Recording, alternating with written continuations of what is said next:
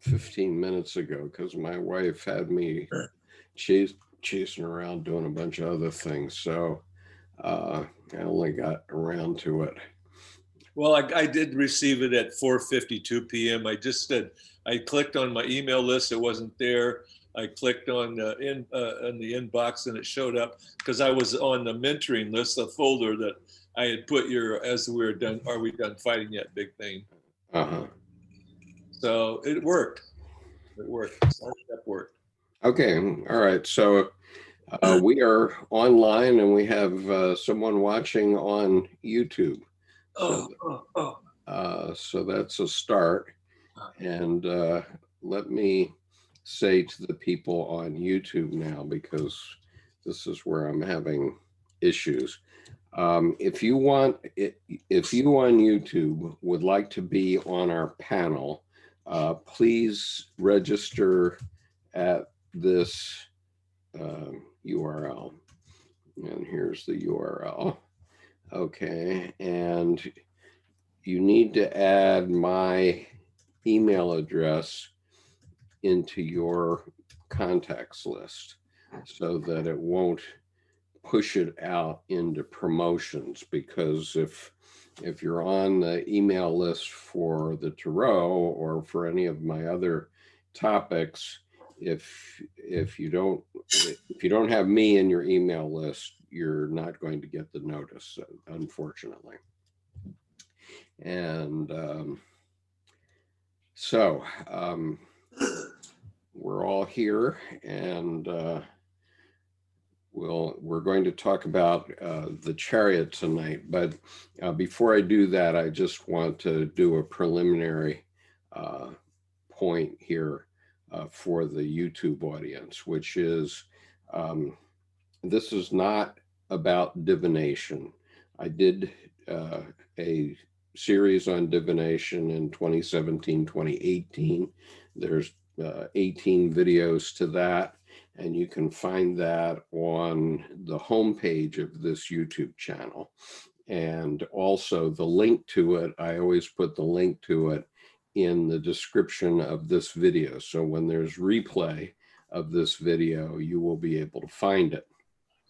And what we're doing now is actually talking about the tarot in general as a way of understanding where you are in life. So if we think of the chaos that we're all in as this red ball is the earth. And 400 years ago, the average person got as much information as is in one edition of the Sunday New York Times in a lifetime. Okay, so today, all of us have access to all of the information in the world. And so it's no wonder that people are confused and a little nihilistic because they can't find the way out. And could you mute yourself, Marvin, Nick? Sure. Because I'm getting feedback of what I'm saying here. Okay. And obviously you can come out of mute anytime you want to, but just so we don't mess up the video. Okay, so the point is that historically, the church would give us a sort of guidepost through the Decalogue, the Ten Commandments, and so on. We'd get guidance on what we should do. But that sort of fell out of favor over the last 500 years, and for various reasons, the biggest reason being the scientific method, and which said that, you know, these myths are not physical facts, which they are not, but they are psychic facts. And so all of us need a way, and we may not want to go back to the church, so all of us need a way to figure out where we are in life and what's happening to us. And this is what the tarot does. And it does this through the major arcana, which are the first 22 cards of the tarot, which are archetypes of the collective unconscious. And these are archetypes that are invisible, but they manifest in all of us one way or another, all human beings. So, for example, there's the archetype of mother, which in the tarot is typically the Empress card. And so every creature on Earth, from single cell organisms on up that's alive, has a mother. And so that's an archetypal thing in the psyche. They're not visible. You can't, write a treatise on it, but we can talk about it.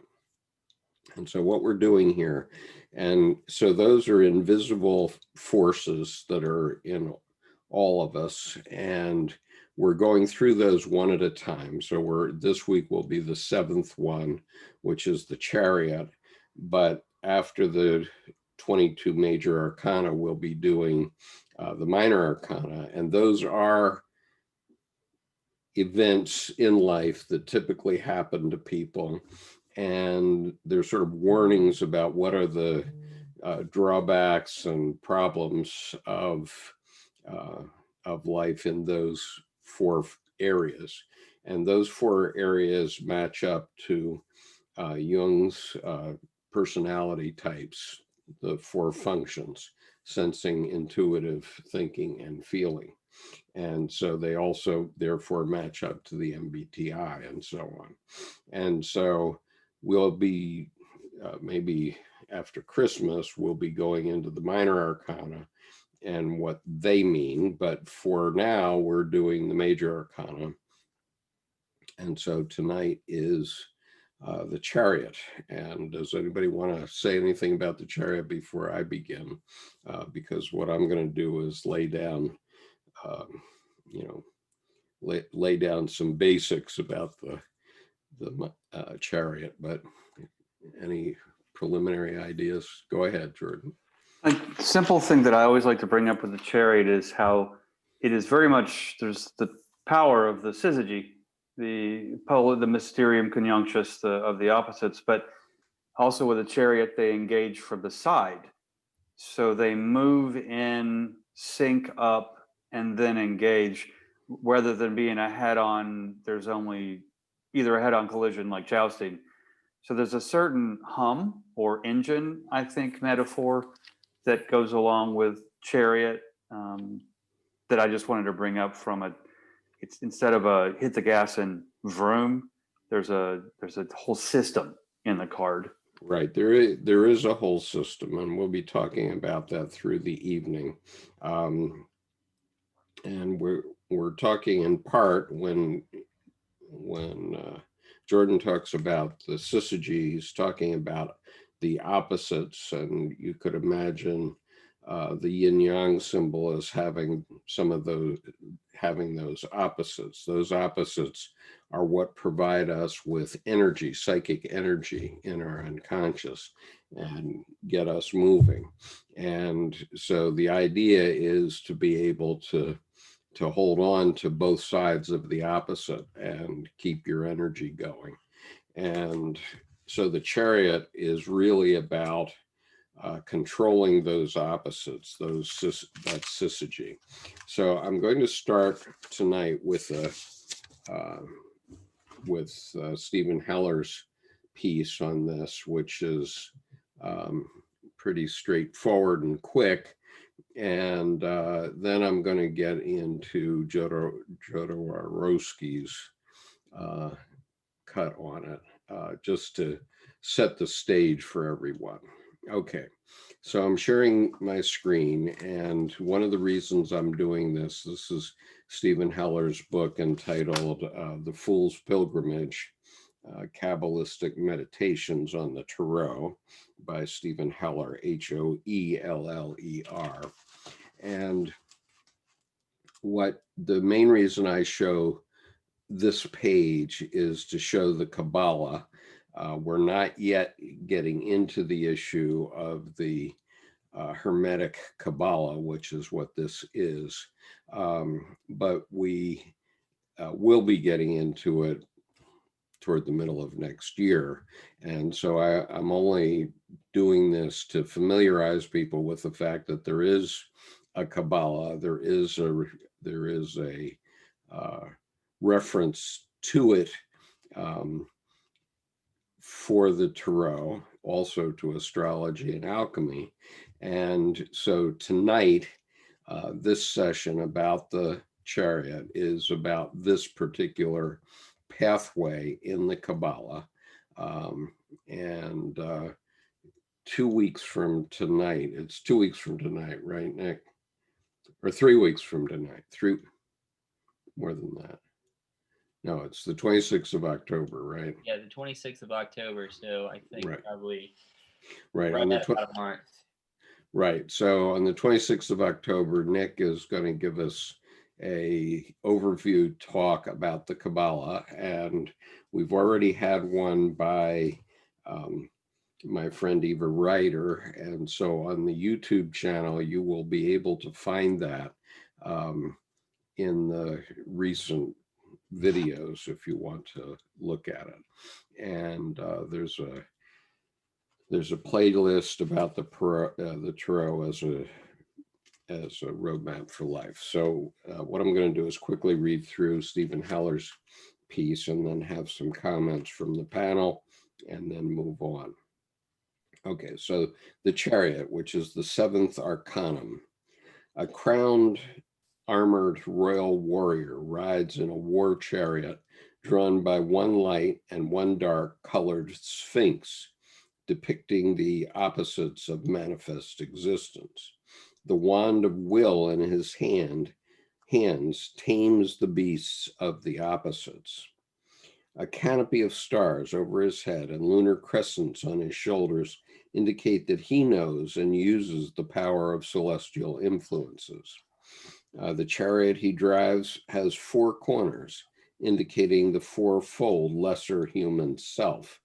Behind him, the silhouette of a walled city shows that he has left behind the world of form in order to conquer the uncharted regions of formless divine power. Unyielding, irreversible power radiates from this arcanum, depicting the soul bent on conquering the supernal kingdom. Okay, then he goes on. Keynote. This uses the word or the Hebrew letter Cheth, the 18th path from Gabora to Bina. And so in this picture, Gabora is number 5 and Bina is number 3. And here's what it says. Keynote. This path is one of extreme power since it connects 2 severe principles. Lest we soften our experiences of relentless power on this path, we shall be tempted to become infatuated with power and shall be prone to misuse it. It is therefore important at this point to be conscious of our need to be unselfish, compassionate, and utterly dedicated to the almighty will that fulfills itself in us.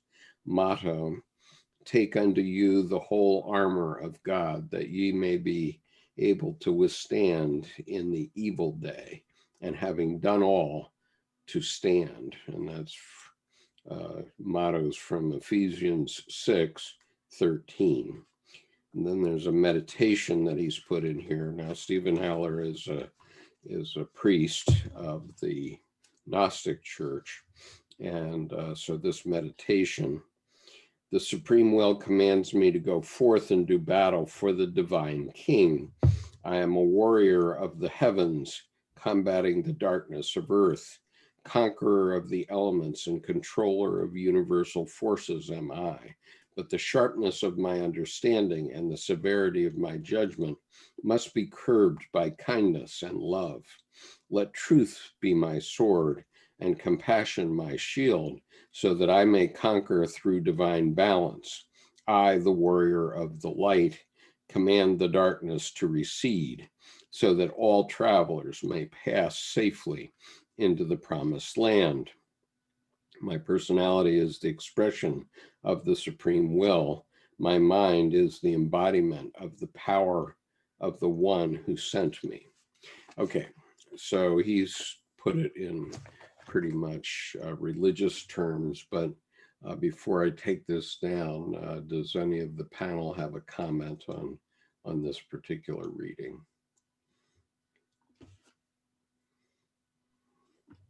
Not exactly yet. I have some things I want to say, but I'm still just nursing them to a point to where I'm ready to say them. Okay. And so, I'm the same as well.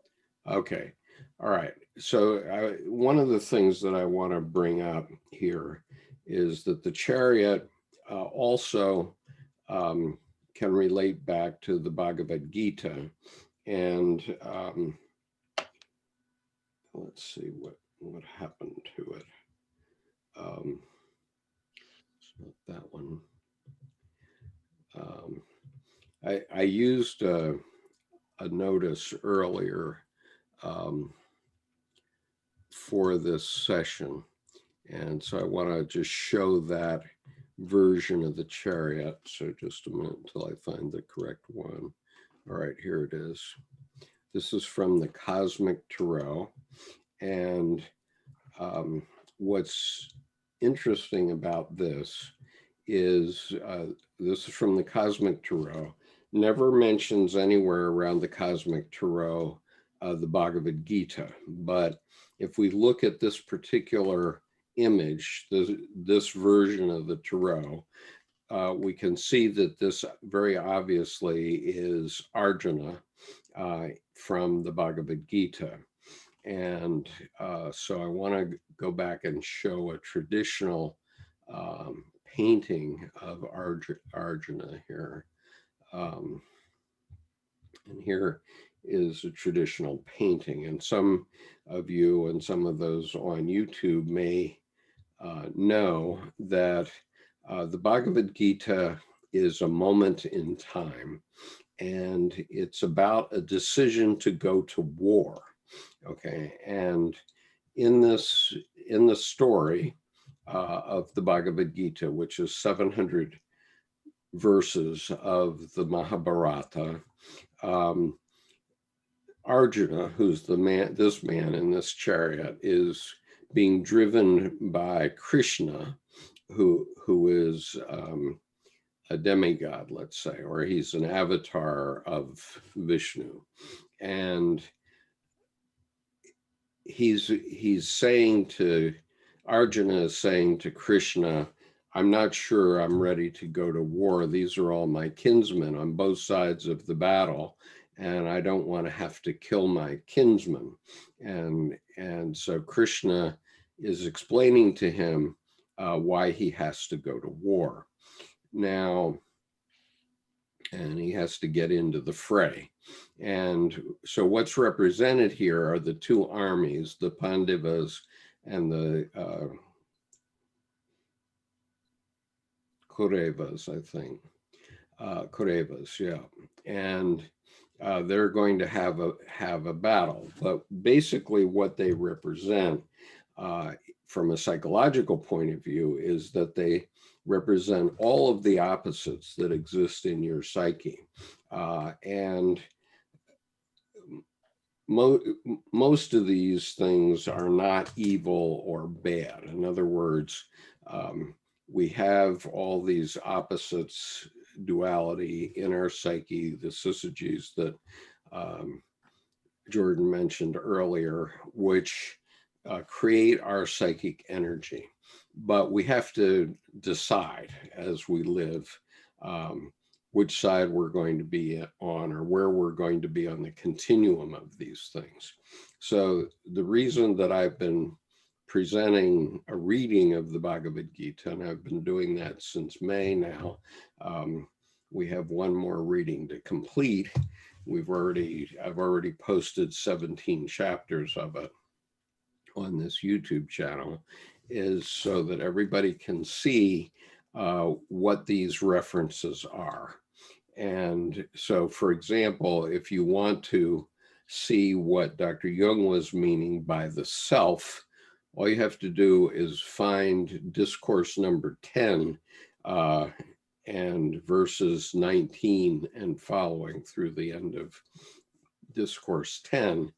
And there, Krishna is describing himself as what he represents, and basically he represents something in the unconscious, both in the personal unconscious and the collective unconscious. I'm not going to go into it further than that, but I just want to point out that parallel that is relevant here. Okay. All right, so now what I want to do is I think it's also interesting too how there are so many different gods who ride in chariots, whether it be Apollo, Krishna, Abraxas. right. And one other interesting feature about this card is that it is very differently interpreted, but all the interpretations are valid. And so what I've put up on the screen now is the Marseille deck, and I'm going to read to you what Alejandro Jodorowsky and Marianne Costa wrote about the Chariot. Actually, Skip, if I may, with what Nick just said in regards to how many chariot examples there are, yeah, especially with the mystery of the opposites and the two stationary black and white, dark and light sphinxes. There's also reference to Aristotle's unmoved mover, Right. the sphinx being drawn. But also, if you literally look at how most chariots, that one you just showed, of course, was a regal royal parade chariot with 4 wheels. mm-hmm. They usually have 2. Yeah. And they are steered by the inherent strength and balance of the charioteer's feet. So right. literally there is a balance of the opposites in how you, as you said, you feed one wolf or the other or both. But so that literally the balance of the opposites and the feet connected through the wheels. Right. And one of the interesting aspects about this is, and I think it's in this Jodorowsky, is that he's saying that this chariot actually isn't moving, that because this chariot is flesh color and it goes all the way down to the ground, that it really, what's really being represented is our manifest physical body, and that we are the chariot, okay, mm-hmm. in effect. And if Jodorowsky doesn't say it in the next few pages, somebody anyway did say it. Well, that also makes reference to the pillars with the high priestess, where she is herself the temple. She is herself container and contained, alchemical sacred vessel, one at the same time. Another reference here with the 2 sides, again, the tree of life, the triple structure, regardless of number. Right. And that's important. Yeah. And one other thing I should add about Arjuna and Krishna is that they, my co-reader on this exercise says that they represent the archetype of the humble warrior. And the point being, you have to get it into life. And Jordan Peterson talks about this as, man, you got to pick up a load. So the point is, okay, you're growing up, you've been through high school and maybe college, and you just don't know what to do with the chaos. And the answer is you have to get in the fray, man. You got to get started, and you're going to make some mistakes, and you'll learn what needs to be done next. And you're going to get bashed up from pillar to post after that, but that's the way life is. And so the whole point of your education from the time of your birth is to get you to a point where you can start to deal with, the slings and arrows of life, and then you got to do it. And otherwise, what you will be a nihilist, and and that's not very good, because nihilists tend to end up being some sort of addict, and then they end up being dead. And so it's better to get into life and make some mistakes and do some things right. Well, your warrior, real quick, your warrior reference there, the gentle warrior, it's strong enough to be gentle. They've been through the front line, straight into the fray, and not beaten to death. There's a reason an old warrior's alive. I mean, they're strong, but then that means they're balanced and not threatened, and they're balanced with themselves is what it ends up happening. And so they're able to be gentle, because it's not that they don't have fear, but they aren't afraid. Right. So, and bringing that element in, I think, is really useful. It makes me think of the great book, King, Warrior, Magician, Lover. yes, right. definitely. Right. And, just in my lifetime, and we're seeing opportunities for this now, but in my lifetime, the big thing was the Vietnam War, and what you would do, whether you would go to join the military or not, voluntarily or not. And the point is that people on both sides were all warriors. And so in my case, I chose to join the Marine Corps and become a Marine Corps officer, and I did go to Vietnam voluntarily. However, some of my best friends in life are guys that didn't go. And one of them went to Canada and never came back, and he's still there. And so, but he was just as much of a warrior as I was, because he was standing for his beliefs too. Mm-hmm. And so we both sides can individuate.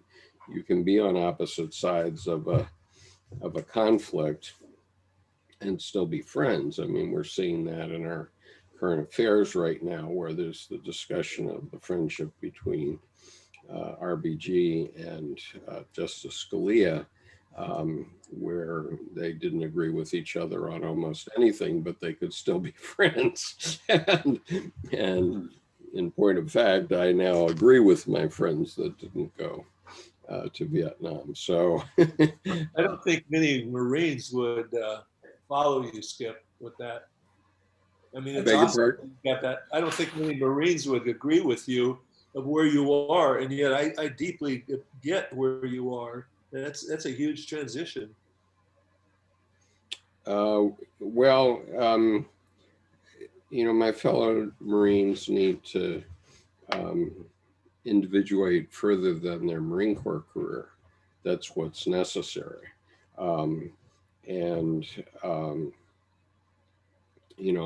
I went through the entire thing. I retired as a lieutenant colonel.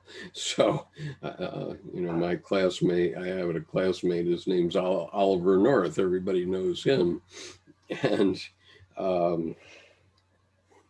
so, I was right in the thick of it, right? And including, my Vietnam service. But that didn't mean that I agreed with the policy of being in Vietnam. I didn't and never did from 1962, and I didn't go to Vietnam until 1970. But I still went because I was the son of a naval officer, and that was the family business. It's interesting you say that they need to individuate a little further past their Marine career, and actually to bring a little pop culture in. I hadn't thought about this scene before, but in the movie G.I. Jane, there's a poignant scene where the Master Chief, who has his nose just smashed by the back of the head of basically protagonist, and I'm sorry I'm skipping her name right now. I can't believe I am, but they're sitting there, and he's taking the swamp water, and he's put his nose back, and his second starts talking about, you know, how she needs to, et cetera, and he goes, she's not the problem. We are. Yeah. We need to change.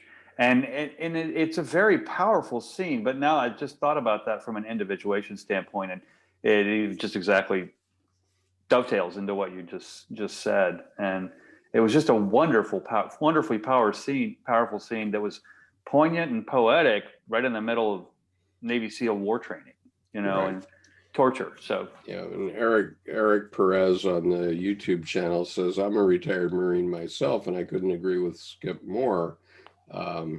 Marines are idealistic and quite capable of individualization and individuation also. Eric, those are two a little bit distinct ideas. You can be an individual and go out and be a clown on the street. That's an individual, but to individuate, you need to manage all these forces that we're talking about in the Tarot as a roadmap for life. and being on point. So, your life is in your hands. I'm not Yeah. disagreeing with you, Yeah. Eric. I'm only pointing out that in Jungian psychology, there is this distinction between the individual and the individuated individual. The dynamism of that discussion too is very much expressed by the person who's on point. And they're recon, they're alone, maybe in three, but their life's in their hands. They're sent, and so when Master Chief gives the order, there may be pushback with an absolute no, because you're playing with the card of my life, and if you deal that in, that card of me has to say yes also to be fully engaged. So there's disobeying a direct order, and then there's also discussion. Okay. Anyway, Yeah, I'm going to stop. We're not going to get onto the ins and outs of the Marine Corps, but I can tell you I'm still a loyal Marine, and Marines couldn't tell you what it means to be a Marine if you're not one. So I think everything that we just talked about, though, is really pertinent to the discussion of this as a roadmap for development, sure, albeit maybe for young men. And Yep. I know that was a huge turning point in my life. Not that I've ever been an extremely kind of macho guy, but coming to the realization that there's a difference between being very heroic and launching into whatever situation versus understanding how to properly relate to a situation and knowing that you have that capacity, but not always using it. right. I think that's a major developmental milestone for a lot of people. Sure. And what we have to remember in our current affairs is that, the reason military people don't get involved in politics is, number one, it's not legal. Okay, it's prohibited by the Uniform Code of Military Justice, but the reason is that we're representing all the people of the United States, not only the ones that agree with us, and that's what all soldiers, sailors, airmen, and Marines, and Coast Guard people are there for. And so we don't have the luxury of thinking, well, I'm only going to fight this battle if the green people like it or whatever. That's not the case. I can tell you what a Marine will do. A Marine will always do what they're told to do by their superiors, and that's what they have to do. That's the way we're trained. And so when the Marines go someplace, that they're a weapon. The Marine Corps is a weapon, and it operates in the same way all the time. Okay, there's no ifs, ands, or buts about it. When you're in battle, you're expecting everybody to do their job, and regardless of the risks and consequences. And as Nick mentioned, for younger men and individuation and maturity too, those points of protocol so to speak, become clarity of vision, and being able to have a clarity of vision within of what is civil war within inside you, what is balanced, what is synchro meshed versus what is a talent that needs to be developed into an ability, and what's an imbalance which needs to simply be removed or engaged. Well, and you know, when we joined the Marine Corps, we're still pretty immature by and large, and they, you know, we say the Marine Corps builds men, and what we mean by that is we teach them what the roadmap for being a Marine is, and it's very clear. We wear it on our uniforms. We wear our pecking order on our shoulders or on our sleeves, and we wear our resume on our chest. And so everybody knows where everybody stands and what everybody's capable of doing, pretty much. Correct me if I'm wrong here, but that sounds like an analog to the kind of symbolism of the chariot. Absolutely. Really, that, you know, it's the chariot. It's not the charioteer. Right. It's the whole. It's the vehicle.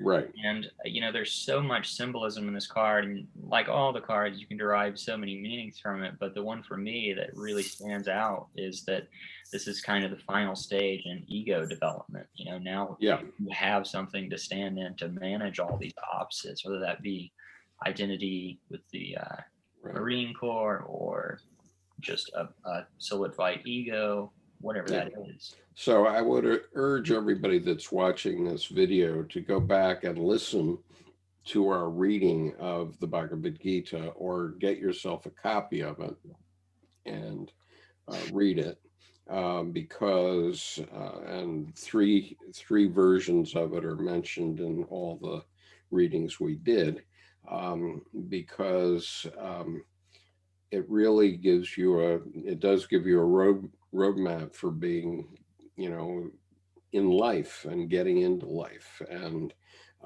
it's a battle. It isn't a battle in the physical world necessarily. I mean, there's great discussion in India about whether the battle ever occurred, but what we know is that you know, the book has been written for over 2,000 years now, and it probably relates to something that goes back 5,000 years. And it's just general advice for life. But anyway, we're going to the Chariot, and I'm reading from The Way of the Tarot, the Spiritual Teacher in the Cards by Alejandro Jodorowsky and Marianne Costa. And so we're on page 163 of this book, which is the Chariot. So I'm just going to read through this, and then we'll come back to the discussion. Let's see, while I do that, I'm going to put on the screen the Marseille card, which is the from the first deck. Wait a minute, I think I did that wrong. Let's see if I can get that correct.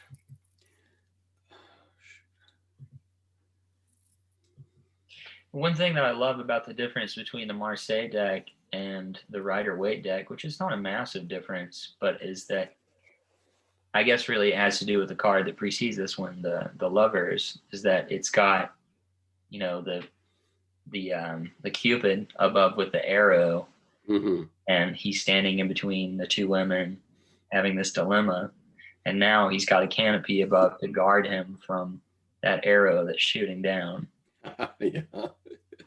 Okay, so let's see. Quickly too, your mention of the ego, and from my perspective on my website, I ran a path of individuation through the major arcana. That was just a quick and dirty turbo tarot read, start to finish, through the path of individuation, fool through world.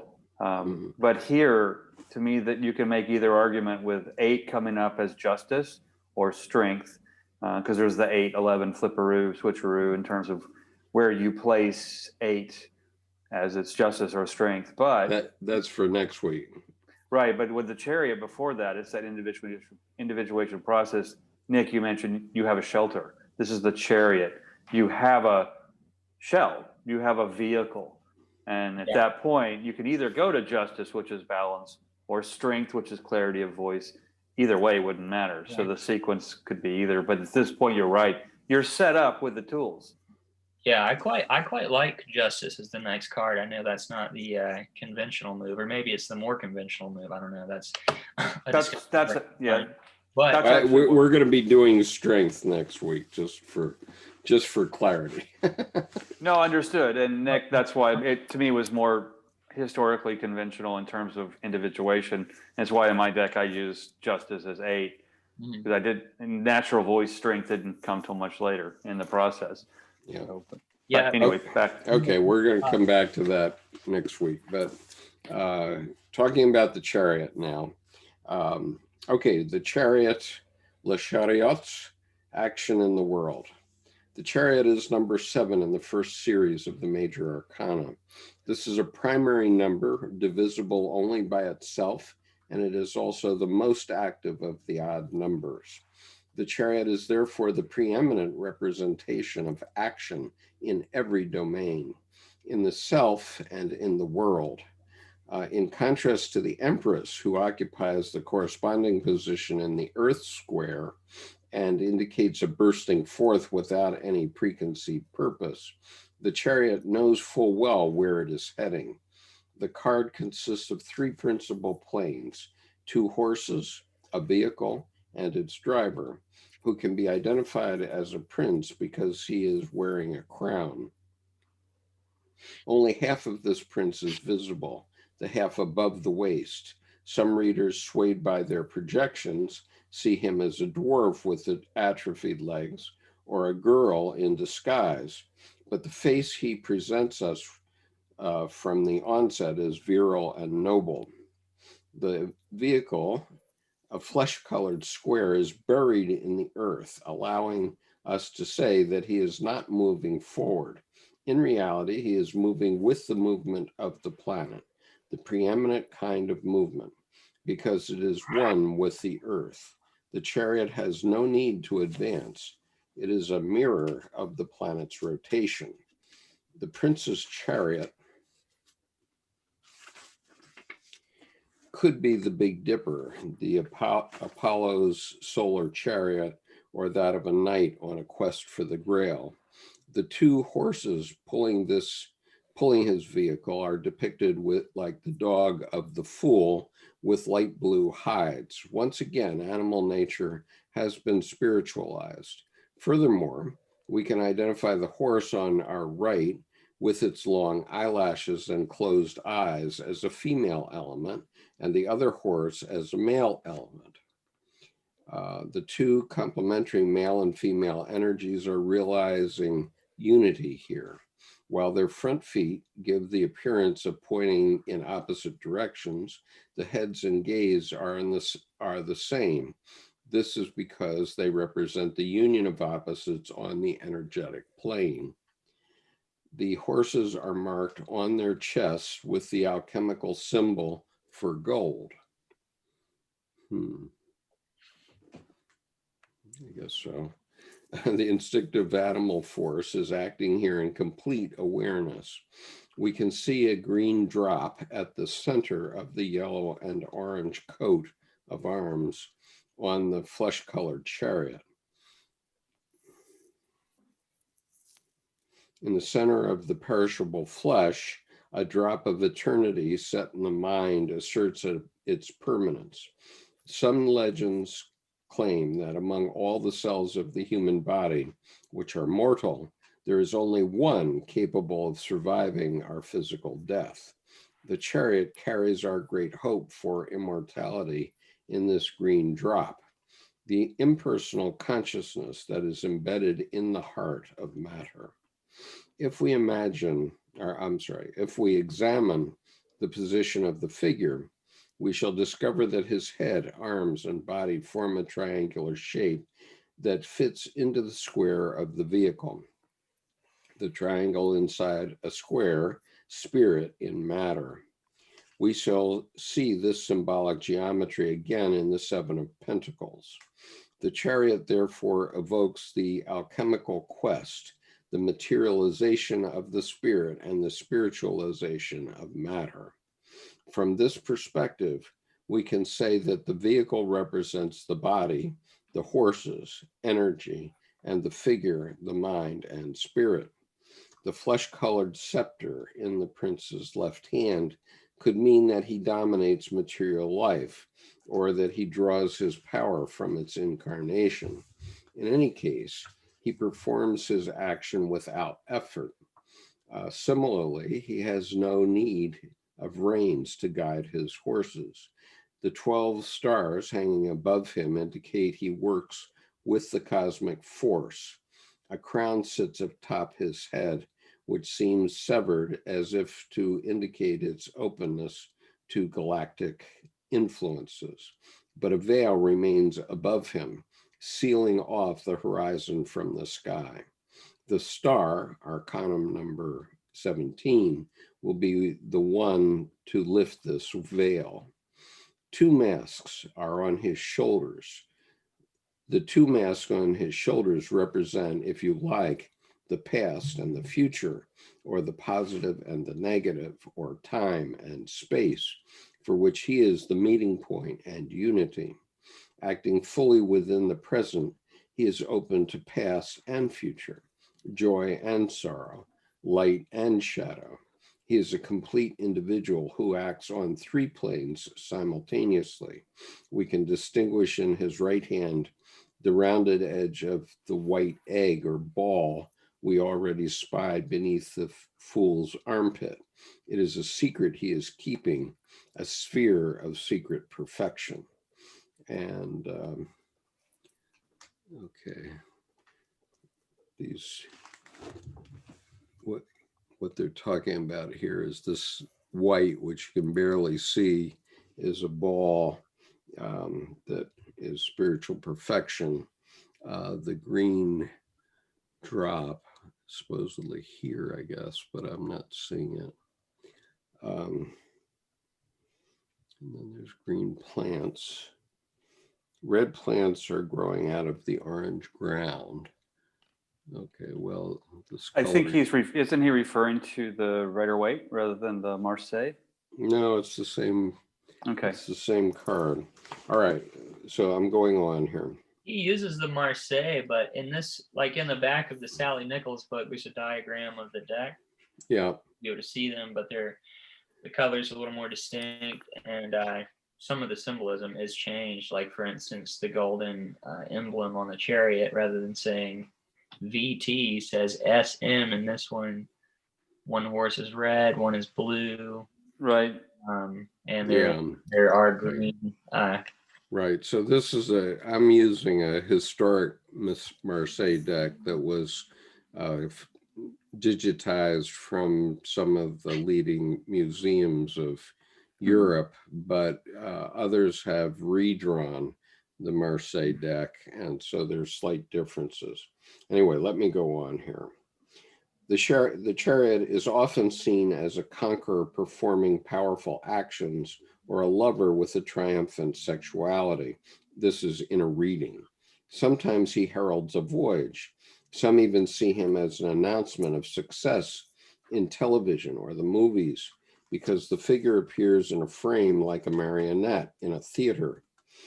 In all cases, this is a card that is moving forward towards success. His sole dangers are the lack of caution and inflexibility of the conqueror, who harbors no doubts about the validity of his conquest. A virile and extremely active card, it is sometimes seen as suggesting to a woman that her parents wanted a boy. The chariot also prompts questions about the methods one implements for acting in the world and the way one is guiding one's life. Red plants full of energy are growing at the base of the chariot, also adding to the energetic tone of this card. Now, one of the reasons I read Jodorowsky is because he has the section in each of his parts called "If the Chariot Spoke." And so this is what the chariot would say if the chariot spoke, and all of this is in quotation marks. I am full, absolutely full of strength. Nothing is wasted. I am rooted in the planet and a lover of all its energies. They propel my movement. Like a knight of fire, I do not budge from my place. I do not crawl upon the ground. I see on high. I travel with time without ever leaving the moment. Without past, without future, the sole time possible, the present, like a jewel beyond measure, everything here is nowhere else. I am the source of all the warriors, all the champions, all the heroes, of all endurance and of all courage. Nothing frightens me, not a single task. I can leave for war or feed all the earth's inhabitants. I am completely centered in the very center of the universe, traversed by all the energies of mind and matter. If I am an arrow, I cleave my heart, and this deep wound, this awareness transforms me. For he who is awakened, suffering becomes a blessing. I dissolve the sufferings hidden in my bones. I unite the state of waking to that of sleep. I traverse the night of doubt over the abyss of myself. I sever the knot of enigmas. I go beyond the agony of being. I scorn appearances. I free feelings from reason. I destroy all that opposes me. I am what I am. I wish to live as long as the universe. Center of a growing sphere, I invade the dimension where thought has yet to manifest, where the gestation of pure action takes place in darkness. I reduce swarms of words to dust.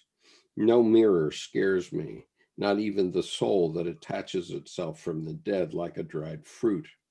I have made a diamond out of my misfortune and turned each abyss into a source of energy. All the suns may die, I shall still continue to shine. The inconceivable force supporting the universe supports me as well. I am the triumph of existence within emptiness. All deaths and persecutions can do nothing to strike me down, nor the cycles of history, nor the successive declines of civilizations.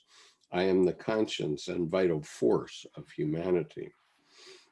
When I incarnate in you, all setbacks become new starting lines, and 10,000 reasons for abandoning something are not equal to a single reason for continuing. I know fear, I know death. They do not stop me.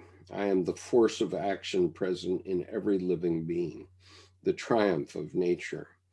I know how to create, I know how to destroy, and I know how to conserve, and to do all of this with the same irresistible energy. I am the very activity of the universe.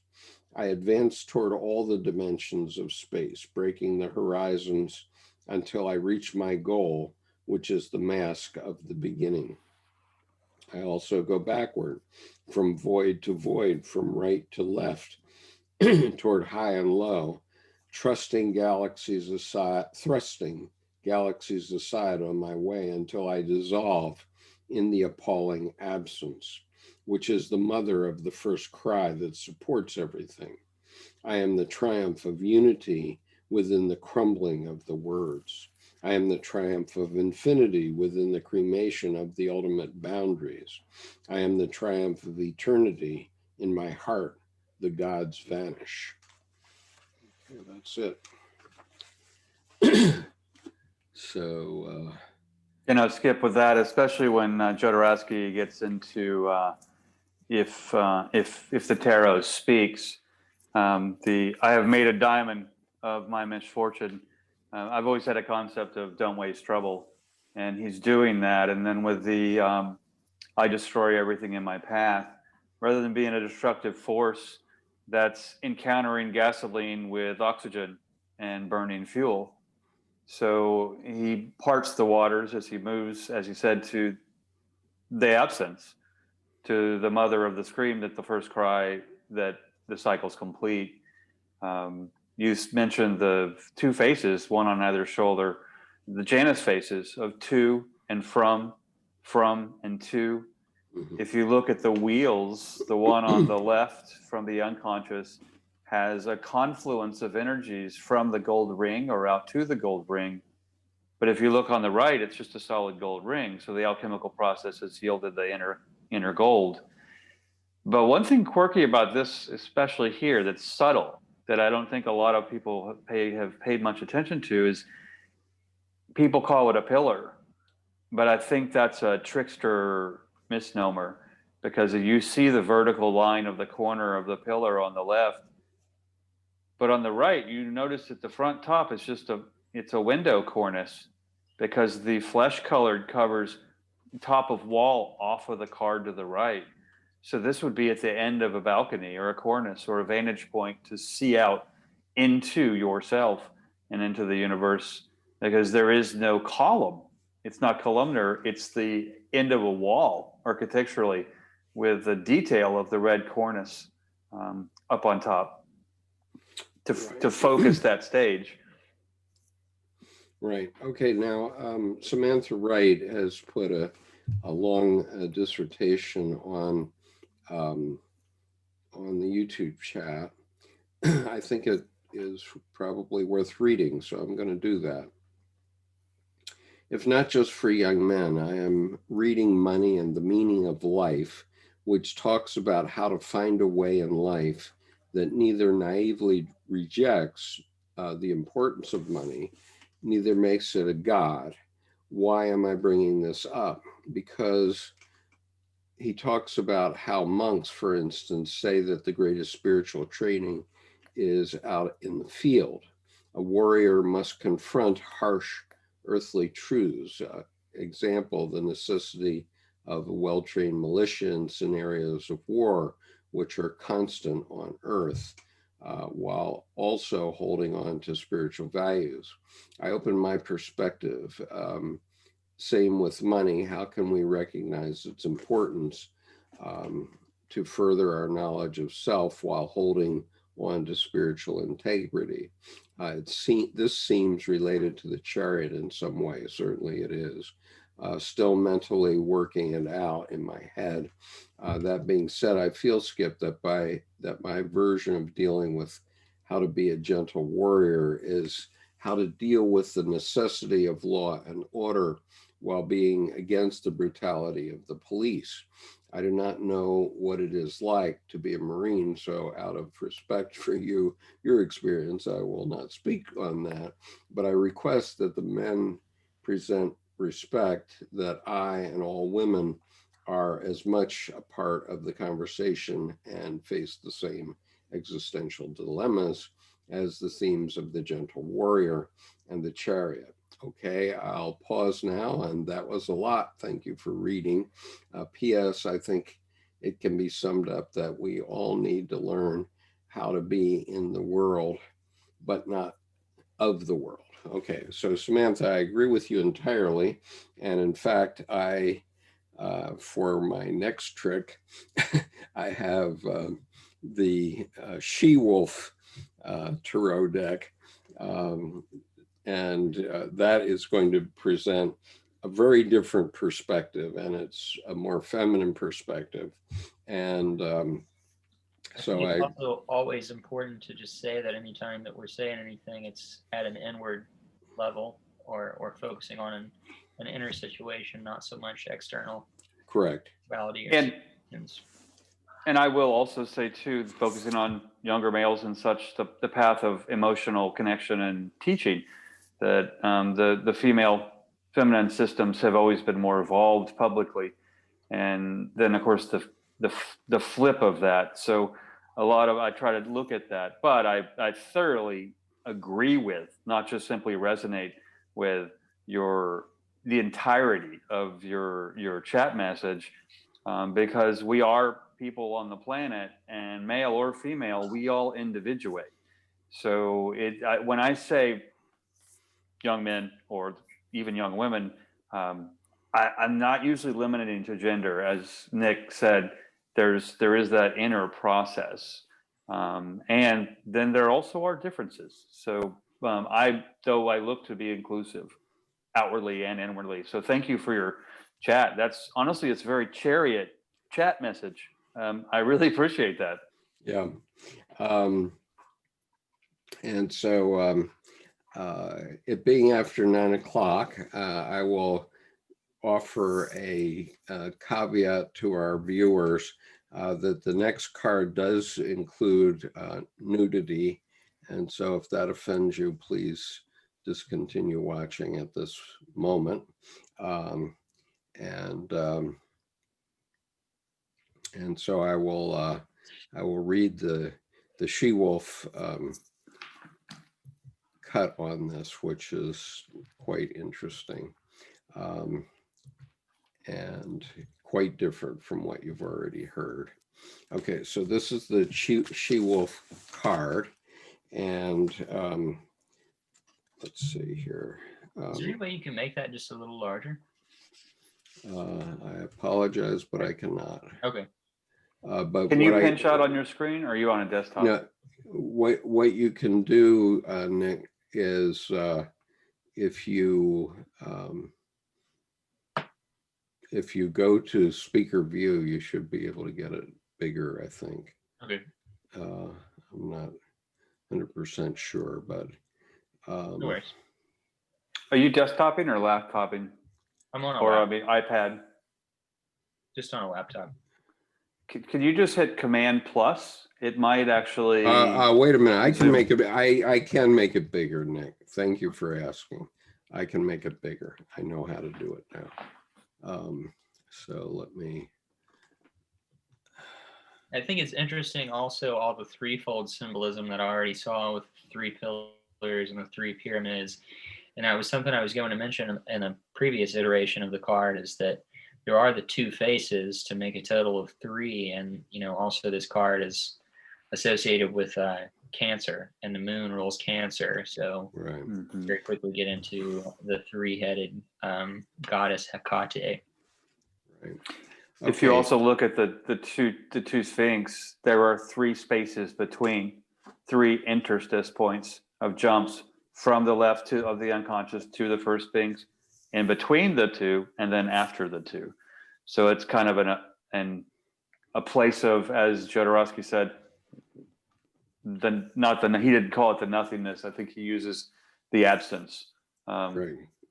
Okay, so here is the she-wolf card for the Chariot. And here's what she says. And by the way, this is written and edited by Devani Wolf. And it is artwork by Devani Wolf, and it's from Serpent Fire. It's a Canadian. She's a Canadian, I believe. Anyway, artwork illumination. A woman rests her arm on ancient Egyptian column with her chariot behind her.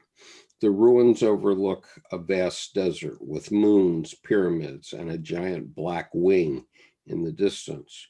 Her chariot is yet idle, and she looks toward the edge of the frame, toward the past.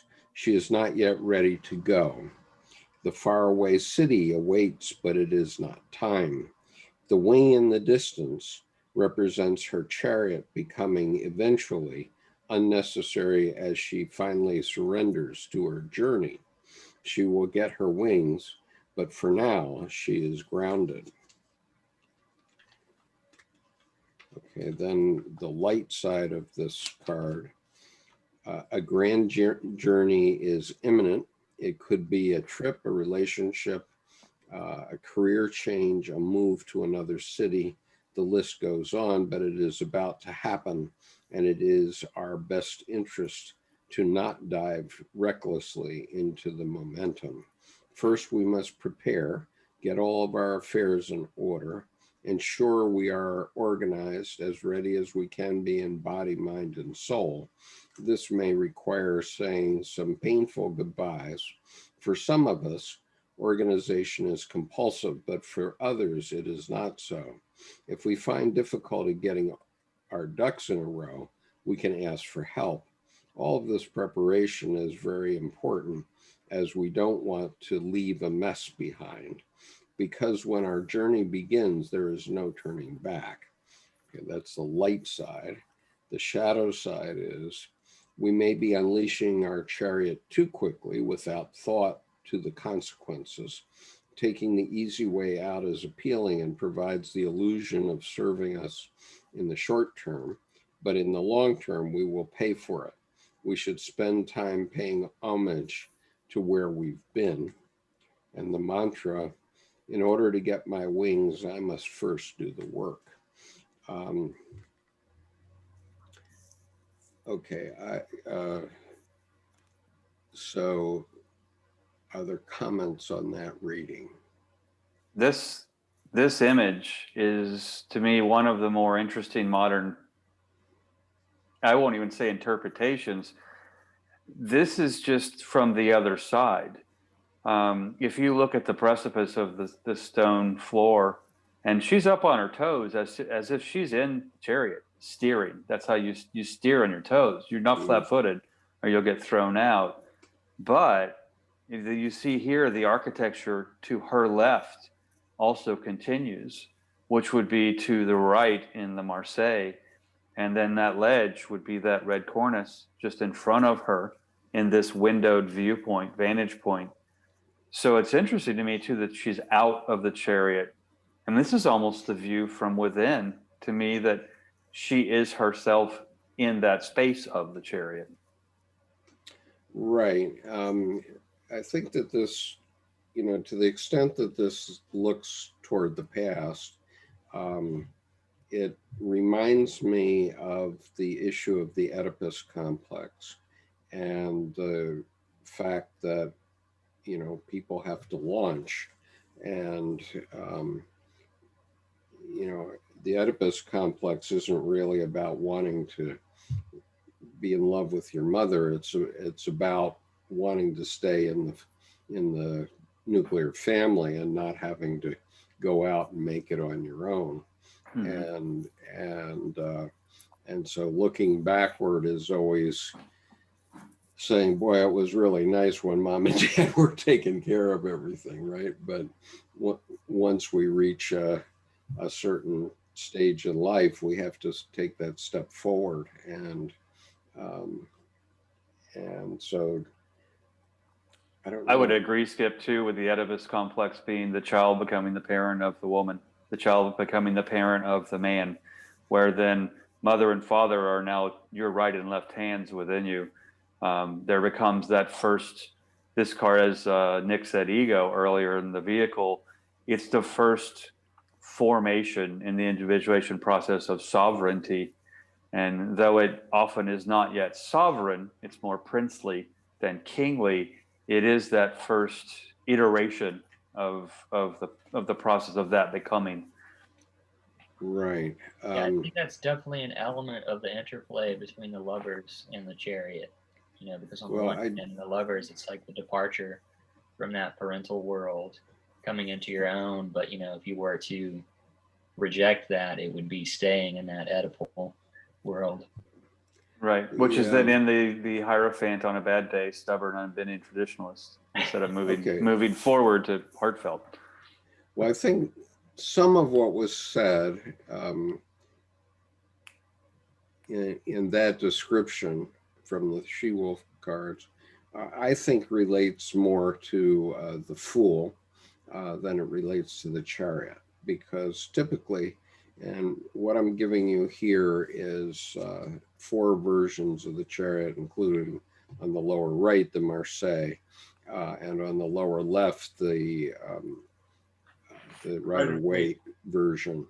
But the point is that by the time you're at the Chariot, you're supposed to have the forces under control, and you're moving forward. You're ready to go forward with it. You're not doubtful about it.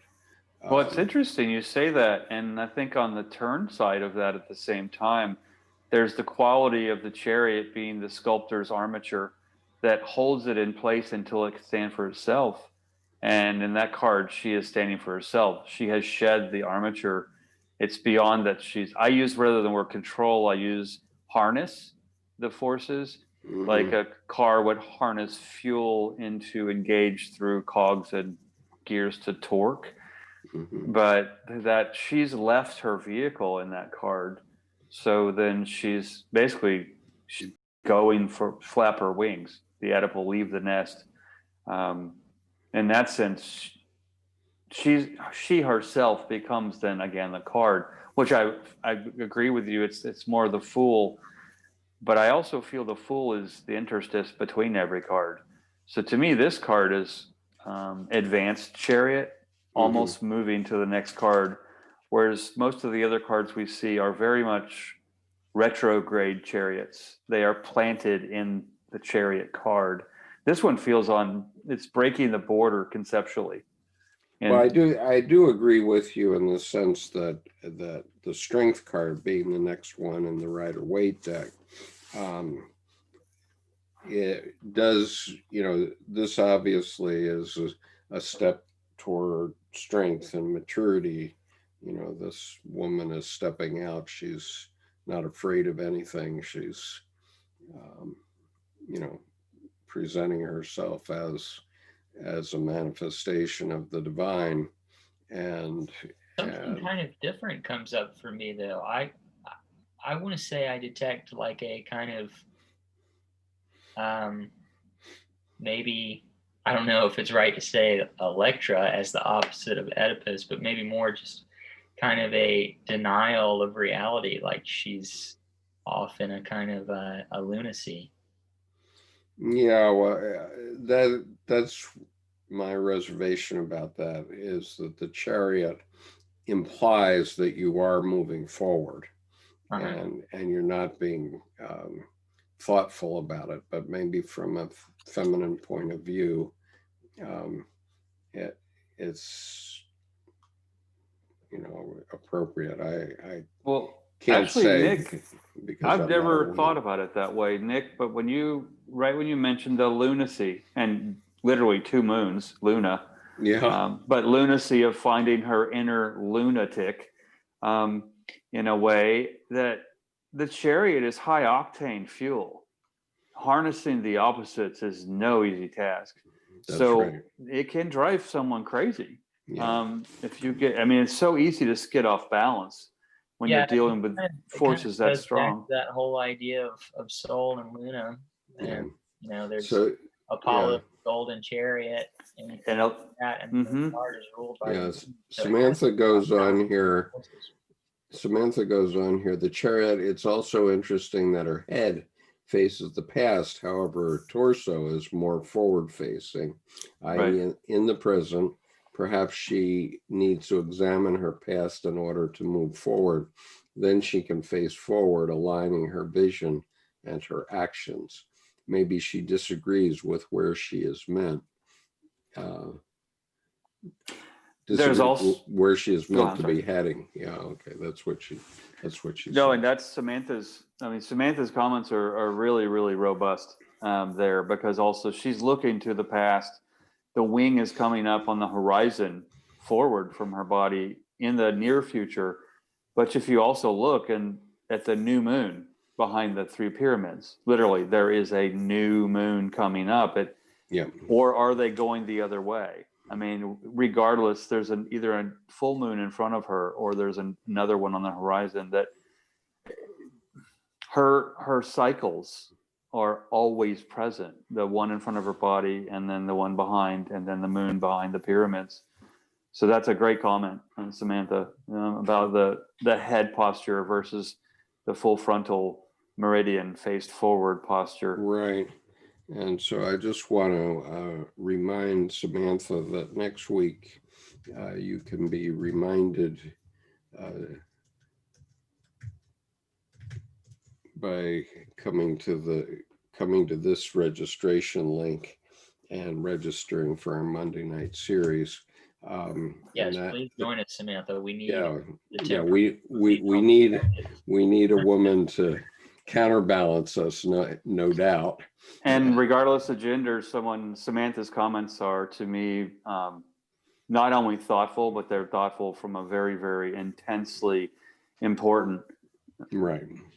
Full, rich, and robust observant, and active. And Right. that's those comments are wonderful. Yeah. Okay. All right. So I did tantalize, and also if you're watching this, if you're one of the YouTube viewers and you're watching this and you didn't get a notice this week through the MailChimp, it may be that it got set aside in promotions. So please put my email address, which I've just put up there, into your contacts on your Gmail, so that when it comes into Gmail, it'll be in your primary instead of your promotions list, because I think a lot of people are not seeing my notices because they're getting shunted off in this promotions thing.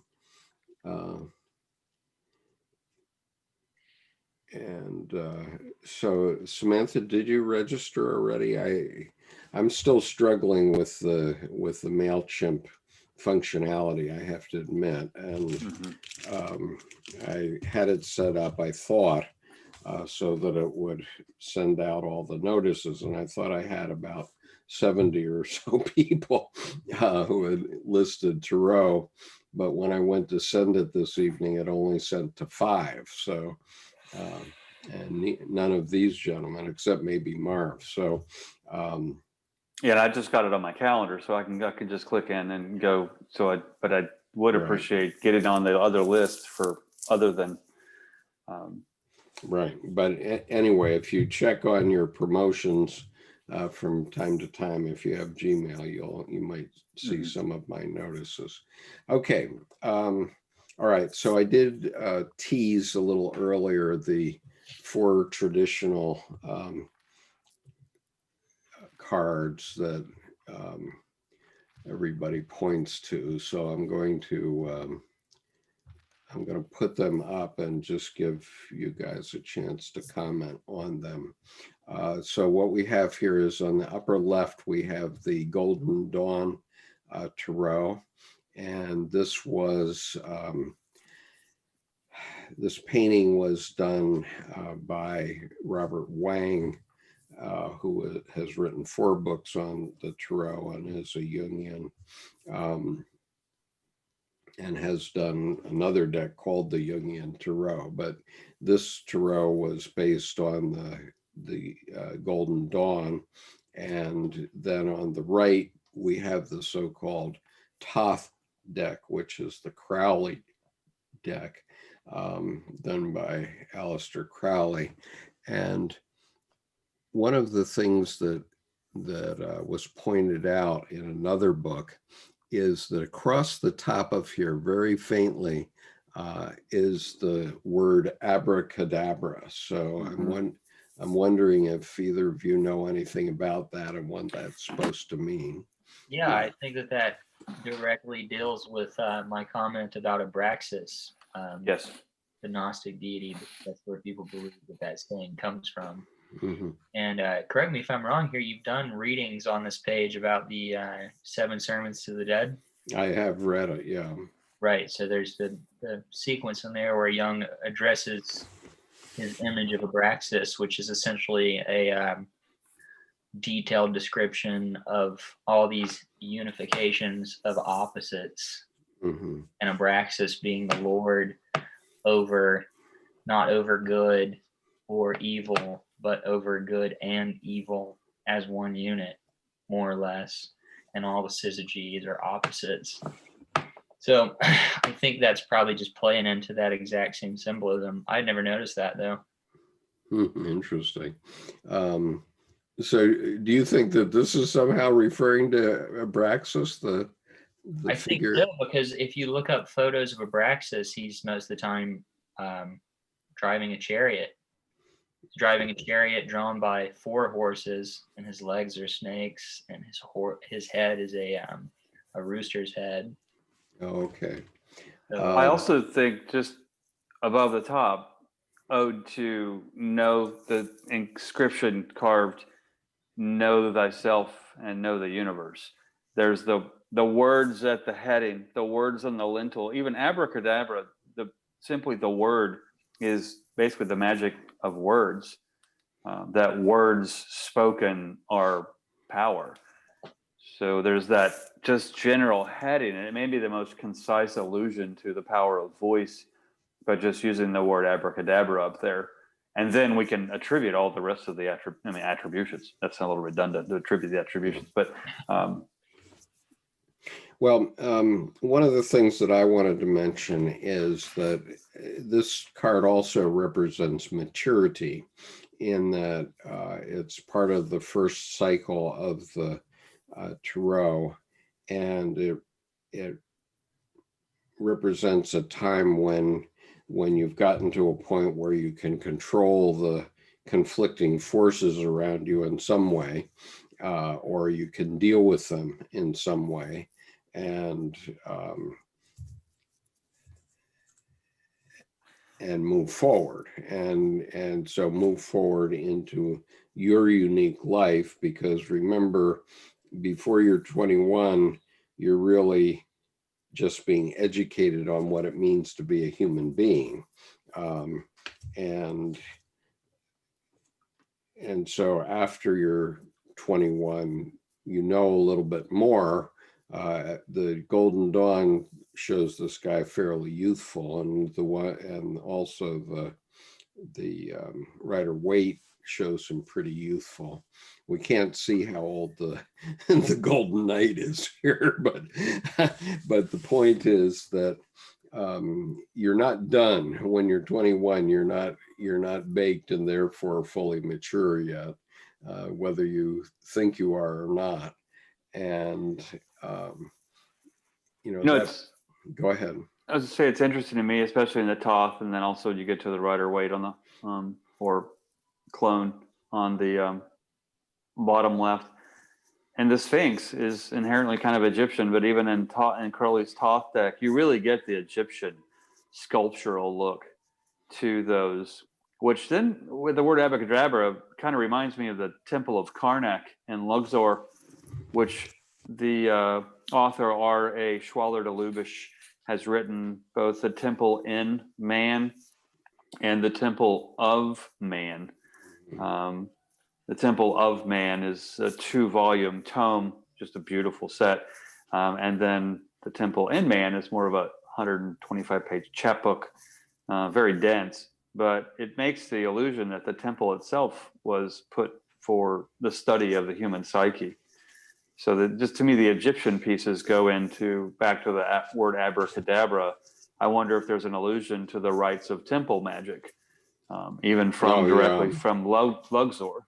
Yeah, I'm sure there is. And although, the difference in opinion between whether the Tarot began in Egyptian times or began in medieval times, is really sort of a distinction without a difference, because there apparently were cards that were created during the Egyptian time that were not necessarily the fully formed Tarot deck as we have them now. That has come up since the 15th century. And so the Marseille deck here is the first example of that. But there were many examples of, sacred or secret knowledge that was coming up and represented in card decks of various kinds, or in images and plates and that sort of thing that was coming up from Egyptian times. So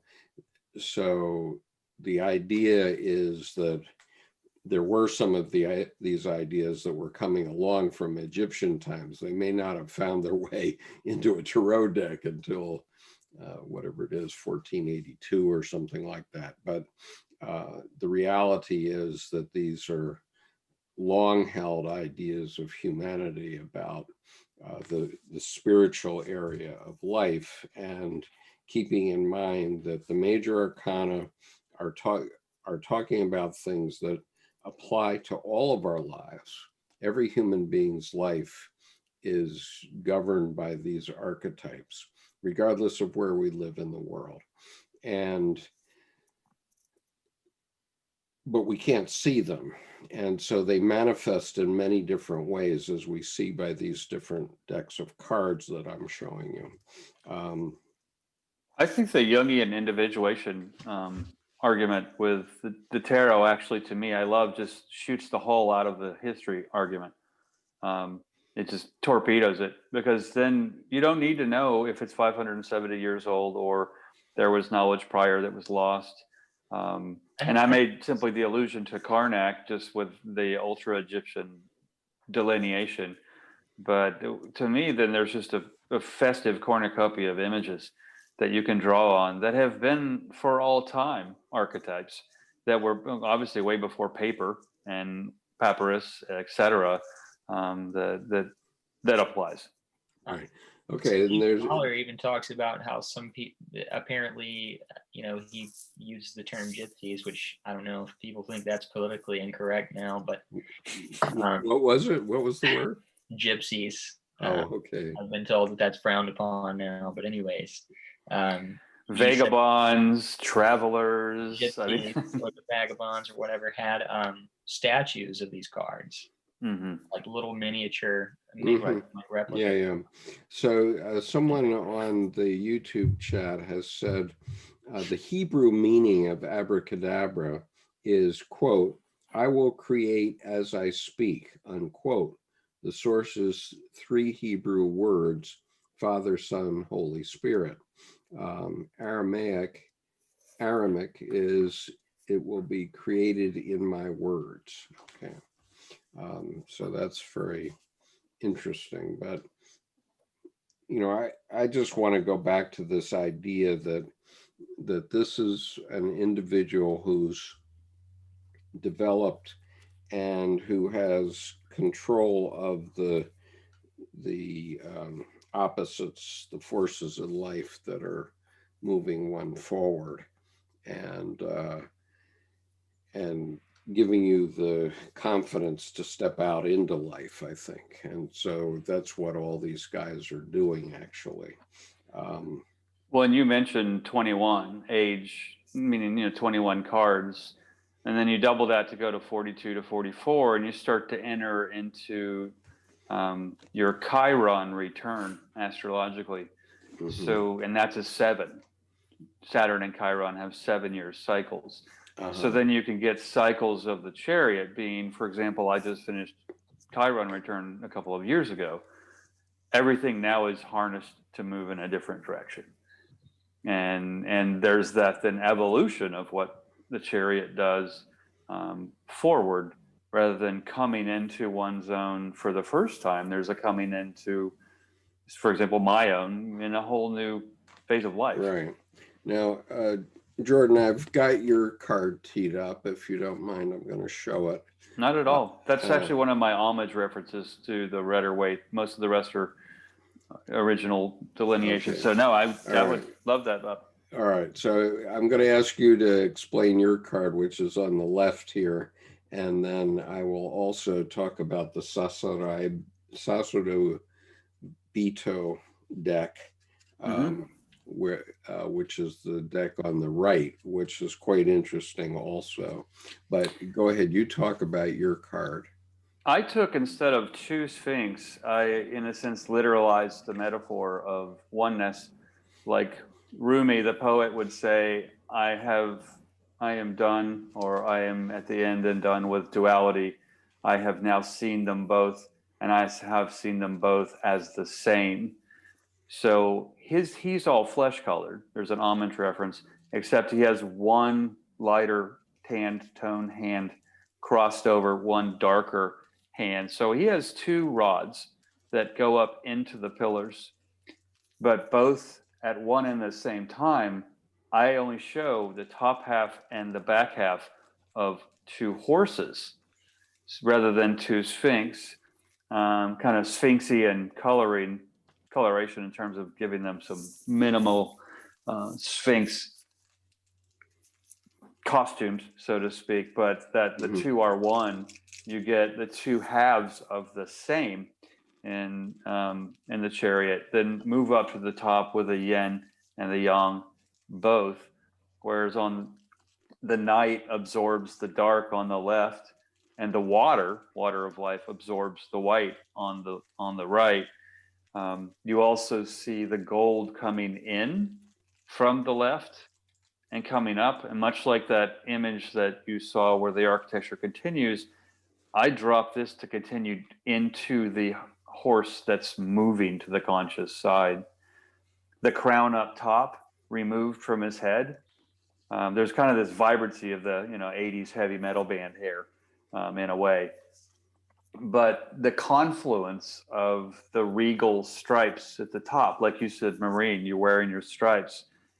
His shelter up top is actually his stature, and he's removed it to put that as his medal up top, rather than having the herald or the crest in between at the bottom.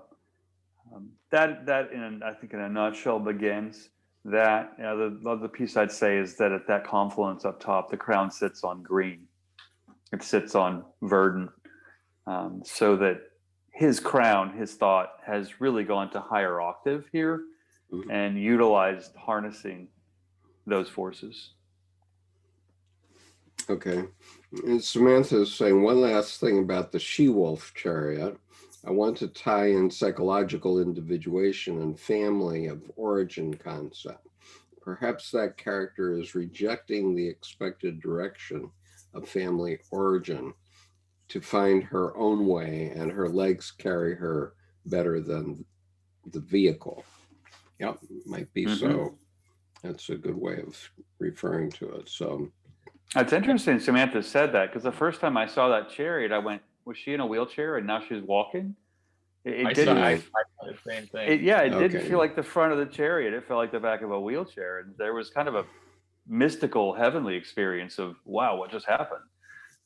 Yeah. So I'm going to put it back up for just. Did you see that too, Nick? Did you feel like that was a wheelchair? Initially, yeah. I mean, just at first glance, I was like, "What the heck is that?" I mean, I came to realize it must be the chariot. I didn't have a cohesive thought that came forward from it, but I did have the impression that I thought it might be a wheelchair for a second. Well, it may actually be the short chariot that you drive with your knees. You're kneeling rather than standing. Kind of almost like a boogie board for chariots, if you will. Right. The shorter version. But I think that's a great point from Samantha, because I mean, that really resonates with me personally, really to come into my own. Essentially, I've had to not necessarily separate from my family, but definitely put some distance between myself and my family in a way that's productive for me. Not in any. Well, I guess the other question is, I mean, one thing you could say, she looks like she has her hand on the pillar, but she could also be waving goodbye. Yeah, or about to unleash hell in Gladiator, and she's up there vulnerable as queen, and she's about to motion everyone behind her forward. Yeah. I mean, she could be the warrioress that way as well. So you're right. It could be goodbye, and it could be engage. Yeah. Okay, so going back now to, so were you finished, Jordan? Always. Yes, I was. I'm always complete, never finished. I'll pause right there. Okay, all right. So the other card is from the Sasurai Bito deck of Stacia Burrington. And I kind of liked what Stacia had to say here. It's rather short, but she says the Chariot card signifies victory over your opposition through strength of will, determination, self-confidence, and control. You will succeed in your campaign. This card represents a battle that can be won. Being a battle, the tactics are militaristic, and you need bravery, conviction, and discipline to lead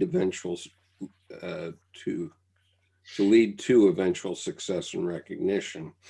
If you have a current obstacle, this card can be a suggestion to brace yourself, hold steady, and power your way through the conflict. Reversed, defeat or lack of control. And what I really liked here was Stacia quoted Ron Swanson as saying, never half-ass two things, always whole-ass one thing. Nice. And I love that. And actually, now that I thought about it, Skip, if I may, from the imagination primer book that comes with the deck, rather than reading the chapter, and it's really about tarot voice like Jodorowsky. The cards literally speak. Okay. But why don't I read the 2 of the 3 imagination tools that are short at the end of the chapter, Okay. that each card in my deck, Tarot and the Land of Mysterium, provides in their own voice, first person. From the Chariot, the first imagination tool, and the purpose to utilize and we're talking about Tarot and the Land of Mysterium. Yes. Which is Jordan Hoggard's tarot deck, and I have my own copy here. So go ahead. And thanks for grabbing a copy. I appreciate that. The first imagination tool, and these are the magic of words. A friend of mine, when my deck came out, said, I really don't see that your imagination tools and the esoteric traditions hold up whatsoever. They're just words. And I said, well, the word shaman doesn't give me a shamanic experience. But so through the actions and the operations, holding these imagination tools in mind as you would gaze into the Chariot card would be the intent with the deck, to then see how much further you can walk into the card imagery and literally speak to it. So the first imagination tool, I give to you the strategy of syncing up with ideas so you can respond with more ease in motion. I give you strategy that is agile as a powerful smile. Short and sweet and simple on that one. The second one, visualize yourself in a vast field of sunflowers that burst forth with the gold petals and brown centers on a sunny day with a clear sky. The earth is below, the sun is above. The sunflower reaches to the ground as the gold petals of your ideas touch the sun and beyond. Feel this chariot idea permeate you as you imagine a vast field of brilliant sunflowers. Each may be one of your ideas. And then the last one, I gift you full on strong yaw, kind of yawp breathing, to aspirate your ideas with high performance. So what I'm doing with the Tarot Land of Mysterium was voice, tarot voice, and how the cards speak, but without directly mentioning this is a path of individuation, allowing the cycles of the Fool to run through every card and become them. So I appreciate you bringing the card up. Thank you. Yeah. Okay. You're welcome. Okay. So now what I want to do is quickly read a couple of other things here. I'm reading from the classic guide by Paul Foster Case, The Tarot, A Key to the Wisdom of the Ages. And I'm just going to read one page of his, which is page 99 of this, and it's within his discussion of Chariot, but I'm not going to read the whole thing. Here's what he says. And I think Case was one of the people that was heavily involved in the Golden Dawn, was he not? Mm-hmm. Yeah.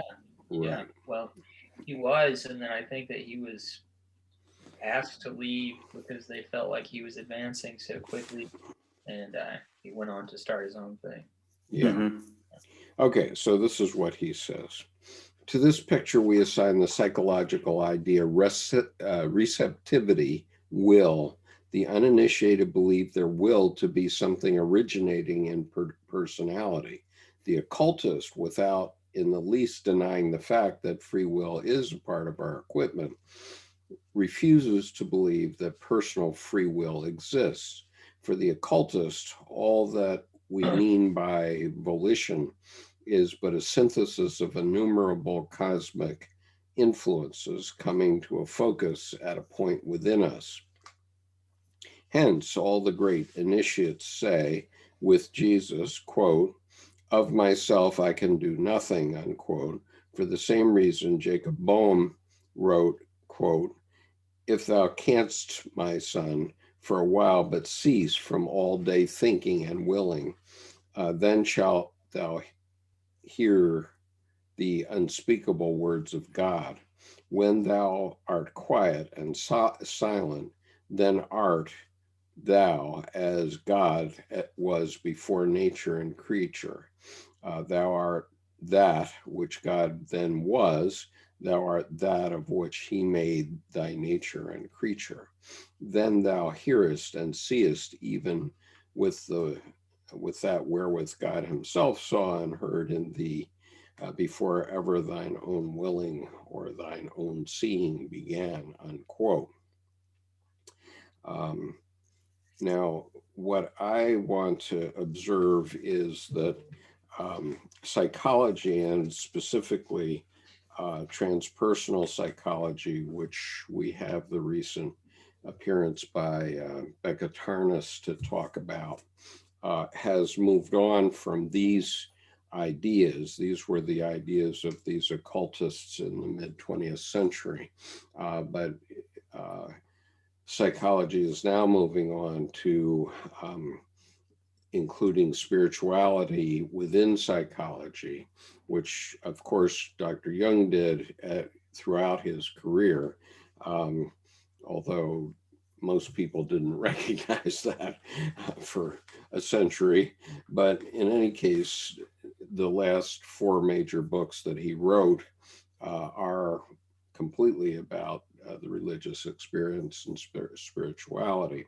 But the point that Becca Tarnas was making is that it's beyond just going into meditation and letting the forces work on you, is what Case is talking about here, to the point where she says it's really an interchange of you enacting things in certain ways. And so we've sort of seen that in the variety of these cards tonight, where different folks, different strokes for different folks, different people have come up with different ways to think about these same archetypal patterns. And so the point is that together you're enacting the different, everybody's enacting things a little bit differently. And some of those went through and became well-trodden paths. Those are the major religions.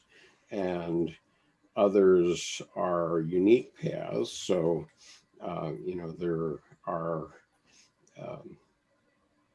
yoga teachers in Nebraska, for example, and they're enacting the archetype of the yoga teacher on the opposite side of the world from Hindus, and they do it in their way, but both are valid, is the way I would say that, I guess.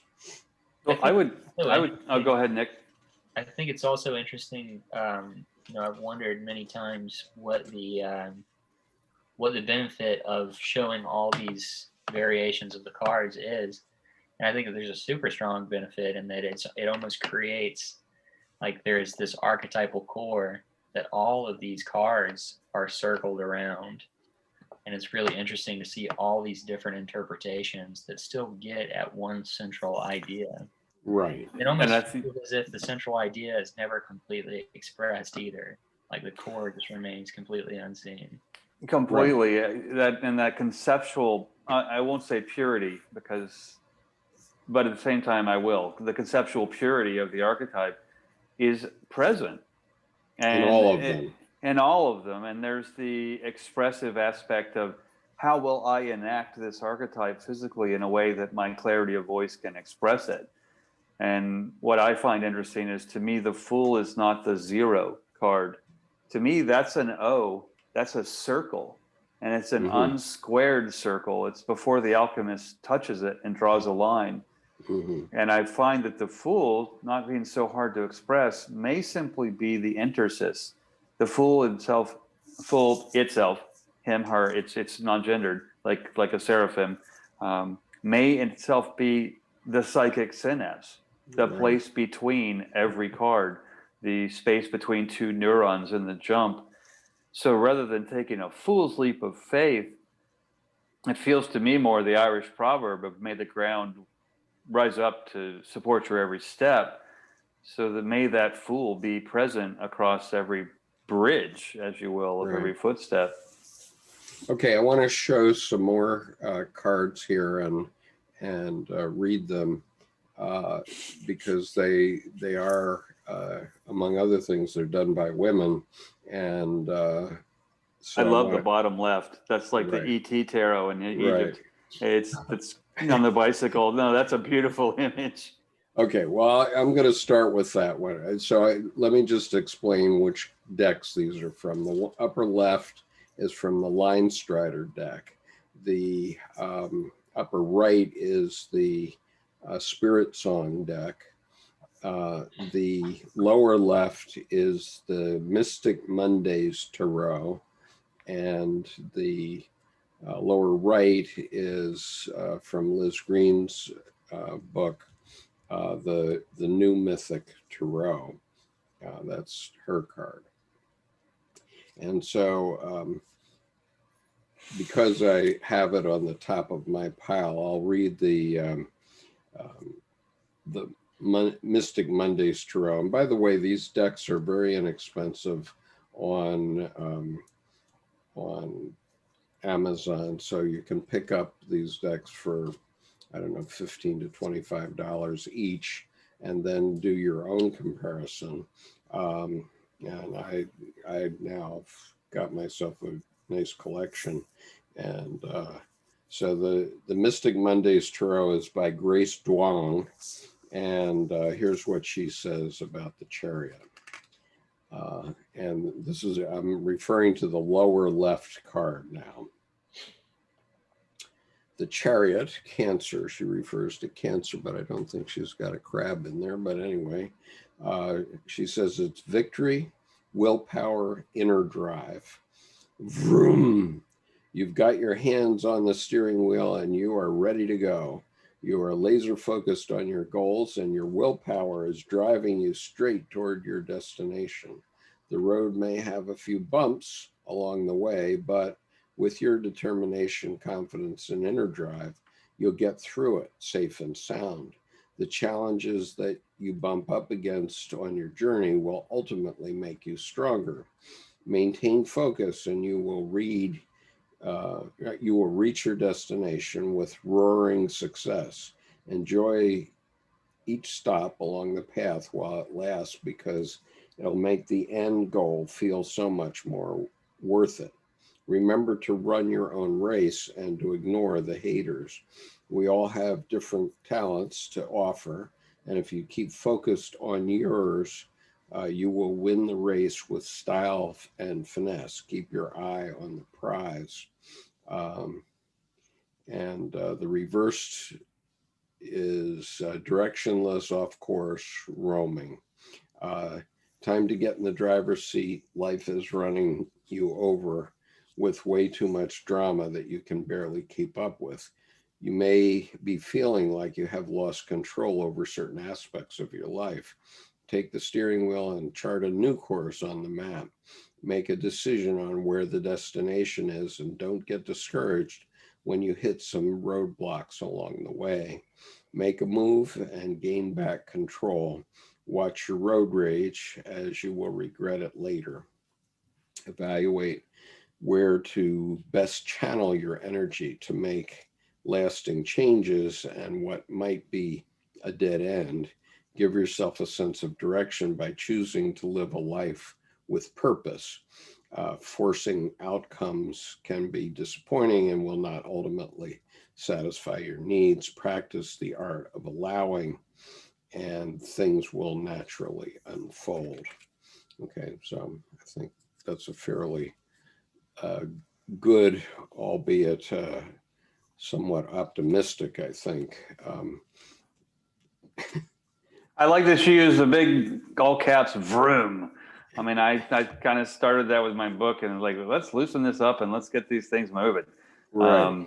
And I have to say that I don't think she directly alludes to Cancer in the imagery of how the card's delineated, but Cancer is an emotional containment system. I mean, the sign of astrology of Cancer oftentimes feels every emotion, knows every emotion naturally, almost like an inner Queen of Cups, but oftentimes a lot of contained, very, very formed. I'm not going to say closed, that would be judgmental, but very formed. And that would be very Chariot energy with that Cancer that she's very much showing here. I mean, look, Ma, no hands. You know, I mean, she's riding the bicycle. There's no need of reins. Well, I remember one time I was walking across a parking lot like that, very happy and satisfied with myself at Marine Corps Base Quantico. And on January the 4th, 1990, in a split second, I found myself on the ground with my foot off my leg. And Wow. And I was, that was the last thing I did in uniform. And it was pretty rough because I was trying to get myself promoted in the Marine Corps. And I had a pretty responsible job in the Marines. I was the reserve counterpart to the head of Standards Branch, and which meant that we were writing all the performance standards for the Marine Corps, but I could no longer do that. And it took them 6 months to get me back on my feet. They did put me on active duty for that 6-month period, which was kind of them. And I did 20 of my years in the Marines in reserve, fortunately. But after that, I mean, in that 13-week period, when I was recuperating, I thought about what I wanted to do next. And what I wanted to do next was create a company, and I needed an investment for that. And so I figured out how to do that. And that process 15 years later resulted in a public company that I founded. So I was pretty happy about that. And there were, there were 2 other fits and starts after the broken leg, but nonetheless, the version we started in 1998, then 8 years later, was the version that we took public. Okay, so well, Skip, I appreciate you went at length into that experience, because honestly, your foot being removed off your leg, and then 13 weeks sitting, probably an F-15 on blocks in a way, probably beyond cabin fever and trying to get me out of here. I got to move. But you dialed that energy into what do you want to do next, and that's a very Chariot expression of an experience. That instead of that F-15 on blocks, it's all, let's just cover up the rock in the back and take this torch in, and let's find out what, how this energy works when it's directed within to your future move. I mean, that story itself just smells, looks, tastes, acts like Chariot. I mean, so that's a great story. Well, and the point I was trying to make was that you're going to run into roadblocks and other things that aren't terribly good, and you have to keep going. And go ahead. Well, I mentioned Waste Trouble, Jodorowsky. So it says, "I made a diamond out of my misfortune." Yeah, precisely. And that's basically engaging in valuing in the experience. Right. Precisely. Okay, so now we're going to go up to the upper left corner. This is the Chariot from the Rider deck, and this is Ciolo Thompson's cut on it. She says, the charioteer holds no reins, the horses have no bridles. They are directed through strength of will and balance. The chariot represents struggle, internal or external, and victory through will and discipline. You must be level-headed, disciplined, and in control of your passion and your intellect in order to triumph over recent difficulties or limitations. This is a strong card full of symbolism and the dynamics of victory, will, and sacrifice. The square at the base of the drawing signifies Earth, a sign of strength of will. Within it is the astrological symbol for Cancer. Okay, there's a little square at the bottom there. Mm-hmm. Yeah. Okay. The sign associated with this card. The laurel and star crown indicate achievements in evolution. This is a fully developed character. The horses represent opposite drives united by the charioteer. If the chariot appears in a reading in the present position, the message is all about reaching your goals and moving toward those things in your life you wish to attain. You may be experiencing a period of triumph or goal attainment. This card is at its strongest, though, when it is in the future position. You are moving toward victory, marshaling your strength and controlling your impulses. If the star is also in your spread or an upright wheel of fortune, you have entered a golden moment. Things are on your side, and you should take advantage of this environment to achieve personal success. Combined with pentacles, the victories you seek will be primarily in the financial realm. Okay, so she's talking about divination there. The chariot shows a strong will, personality, and drive. In its reversed aspect, it warns of tunnel vision and ambition that sacrifices the long-term good for achievement. Think carefully about the things you are pursuing and whether it will bring about greater good in the world and yourself. In my rendition, the somewhat abstract figure of a dove is featured upside down and bound. This symbol is a warning. The gentleness and compassion of your nature may have to be subjugated to achieve your goal. Victory often carries a price. Caution is advised. And so in astrology, she says Cancer and Sagittarius, the number 7, and associated plants, cypress, St. John's wort, and iris. I wonder Okay. why she says Cancer and Sagittarius. I find that particularly interesting because I'm a Cancer, but I'm also a Sagittarius rising, and I don't understand the connection between the two apart from my personal relationship. I mean, one's a fire sign, one's a water sign. Connection, really. The containment system of the chariot really is very Cancer. You get the two squigglies, or yin yang seed, as I call it, opposing. That's basically a little diagram of the syzygy of the opposites paired. But then the Sagittarius, it's such an active sign, and I should probably stop there. But astrologically, I think there's another. And I'm not remembering the attribution and the source, and I wouldn't want to butcher it.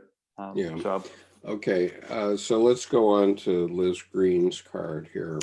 before we do the image, the delineation, to speak to just that tripartite, simplified, so minimal, beautiful.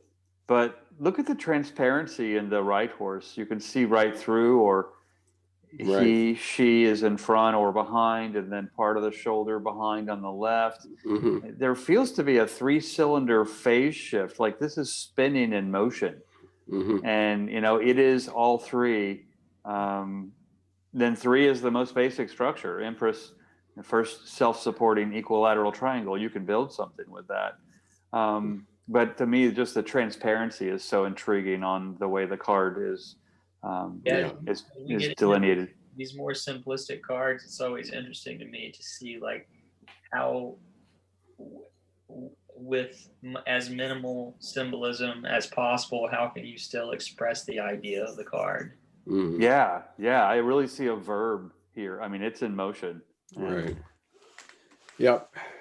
So I rather like this deck. Okay, so Liz Green from the New Mythic Tarot. Um, the card of the Chariot portrays a handsome, virile man with curling auburn hair, blue eyes, and ruddy complexion, driving a bronze war chariot. He is dressed in bronze armor, bronze helmet, and a blood red tunic. At his hip is a bronze shield, and at his side is balanced a large spear. He grips the reins of two horses, one black and one white, which pull in opposite directions before him. The dusty road on which he travels winds in a reddish desert-like landscape, while the sky lowers with an impending storm. Okay, then there's beside this, there are captions to the card. The desert landscape through which Aries drives lacks water, an image of the lack of feeling and relatedness in which the aggressive impulses thrive. Yet Aries and Aphrodite are drawn together as though the instincts of strife and relatedness are in some way secretly connected. And the black and white horses, like the dual columns in the card of the high priestess, reflect the potential of both good and evil contained in the aggressive instinct. And beneath it, she says, Ari's spear forms the traditional symbol for the masculine, the image of phallic power and potency in both men and women. So I'm not going to read all of this, but let me. It's all about risque stuff and how Aries and Hephaestus were having a menage a trois with Aphrodite that Aries didn't appreciate, and she was Hephaestus, or Hephaestus didn't appreciate because Aphrodite was Hephaestus's wife. So I'll just read on a divinatory they did that a level. lot mythologically. That's kind of the Bacchus Dionysus party. Yeah, That's that old. I think that's the oldest sitcom. Is the Greek gods. yeah. Well, we have a lot of it still, I think. Yeah. On a divinatory level, the card of the Chariot appearing in a spread augurs conflict and struggle, which can result in a stronger personality. One may come face to face not only with aggression in others, but with one's own competitive and aggressive drives. This conflict cannot be avoided, but needs to be faced with strength and containment. Thus, the fool comes to harmony through learning to handle his own contradictions and passes from the world of adolescence to the next stage of his journey. Now, I just mentioned that one of these, let's see. Anyway, okay, I guess I better read this myth so that you can appreciate it. But anyway, Harmony is the name of the daughter of Hephaestus and Aphrodite, but I'll read why. Here we meet the war god Ares, who was said to, in myth, to have been conceived by Hera, queen of the gods, without male seed, as god of war. Ares reveled in fighting.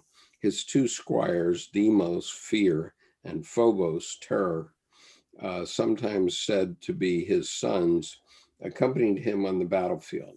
Unlike the goddess Athene, who as a war deity represented cool strategy and foresight, Ares was in love with the heat and glory of battle itself, and with the exultant unleashing of his strength to challenge the foe. Ares was in many ways an unappealing god because he was associated with conflict and bloodshed, and Olympian Zeus and Athene disliked him for his brute strength and lack of refinement.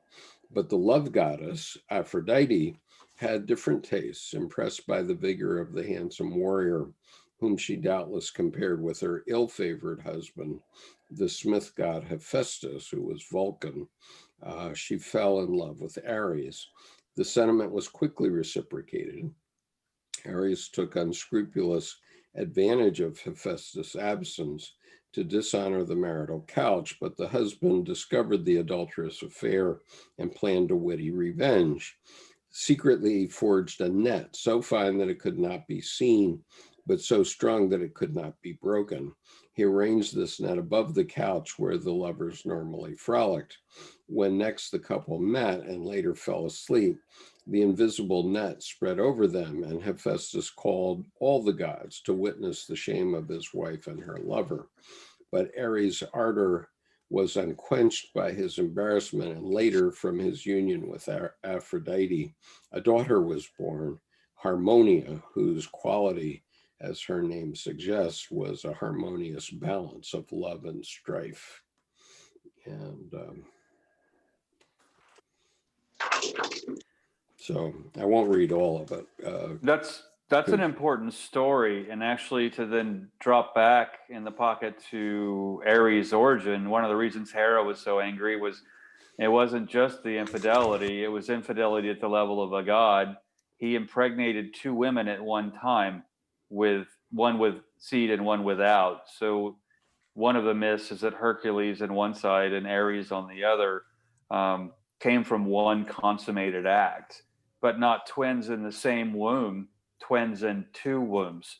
So very much only thing Zeus, a god, could do. So very much conscious, and there's no accident there. So then with Harmonia coming then from his bipartite dual, in a way, he brought them back together in her and with Venus. So in a sense, you get the fracture from Zeus and Hercules and Ares' birth, then cycled through to be brought back together in consummation with Venus to make harmony or Harmonia. Okay, good.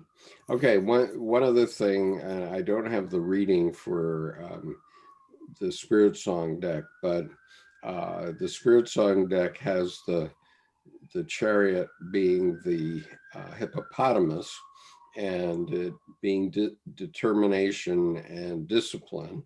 And so the hippopotamus can get away with lots of things. It's quite determined, and it can even swim in the river with the crocodiles and that sort of thing. Rhinoceros or hippopotamus? Ooh. Because it has the unicorn horn, rhinoceros. I guess it might be a rhinoceros. I apologize. But more or less, from my point of view, it's more or less the same idea. Well, especially with swim with crocodiles. No, that's unchecked, unhurt, safe. Hippopotamus would be the same thing. I mean, in terms of strength and that same ability, but. Right. So I have to admit that I don't quite relate to this card as easily as the others, but some may. And so I am sharing it here. And it felt like the dual, the binary star system of the opposites was up in the sky. It felt on that rhino or rhino card. There were two subtle, almost like relic fossil suns in the sky. Right. Okay, so that's basically it. All I've got for tonight. I might just end again on this cosmic tarot. In between here, I'm gonna have to check out, guys. It's good to see everybody. Okay, see you next week. Take care, care. Nick. We'll do strength next week. Strength. I want to thank you all. I've got to go too, but I want to thank you all. Really appreciate it. Thanks, Marv, for being here. I learned a lot. Thank you. Good to have you along. Okay, so this is the Chariot from the Cosmic Tarot. And again, this is Arjuna from the Bhagavad Gita in that card. And I just mention it because I've spent all summer reading the Bhagavad Gita into the channel so that people would have an appreciation for this archetype of the friendly warrior or the humble warrior. Well, and I like that you kind of closed the circle even to end with that card. Also, you had the painting of the scene of the story within that card of the two sides. I did not want his sides to bloody each other, basically, as Krishna Right, I have that here. went to convince him. I mean, it's a beautiful, the card feels like the DNA strand of the scene. Oops, that is not the one. Wait a minute. There, that should get it. Okay. And you could just, I mean, if you get moved by, say, cellos in an epic movie being landscape and soundtrack in epic movies, you could feel the sound and then with the light around Krishna's head turning back to Arjuna, it's just one of those scenes that will tell the story over and over and over. You still get something out of it. Right, and the observation I make is that this story is very much like the old Cherokee legend. And the old Cherokee legend is that the grandfather takes his grandson out fishing, and he says in his heart he has two wolves that are fighting. One is good and everything good, and one is bad and everything bad. And so the grandson asks which wolf wins, and the grandfather says the one you feed. And, right. And I so, love that story. Right. And my point about that story is that it came across the Bering Land Bridge before 11,700 BCE, because that's when the Bering Land Bridge left. So my point is that this story, this traditional story, has been in the human species for probably well over 15,000 years. Not, I mean, in India, they say, well, oh my God, we can say 5,000 years ago. But I think that story proves that the story itself goes back in humanity at least 15,000 years, 3 times as long. Well, and I play a little Jung. I found that quote in college, when I got into the kick of, I crossed out an American Indian on every book, and with a Sharpie put Native American in my vigilance to respect the culture. But I play a little Jungian revisionist history with the wolves, and instead of good and evil, it's chthonic and numinous and light and shadow.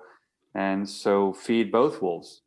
So rather than good and evil, it's the balance of the opposites again. And that's the grandfather almost playing Loki to the kid of, it's which one you feed, implying you feed just one. He didn't actually say to just feed one. So which you could feed would be both also.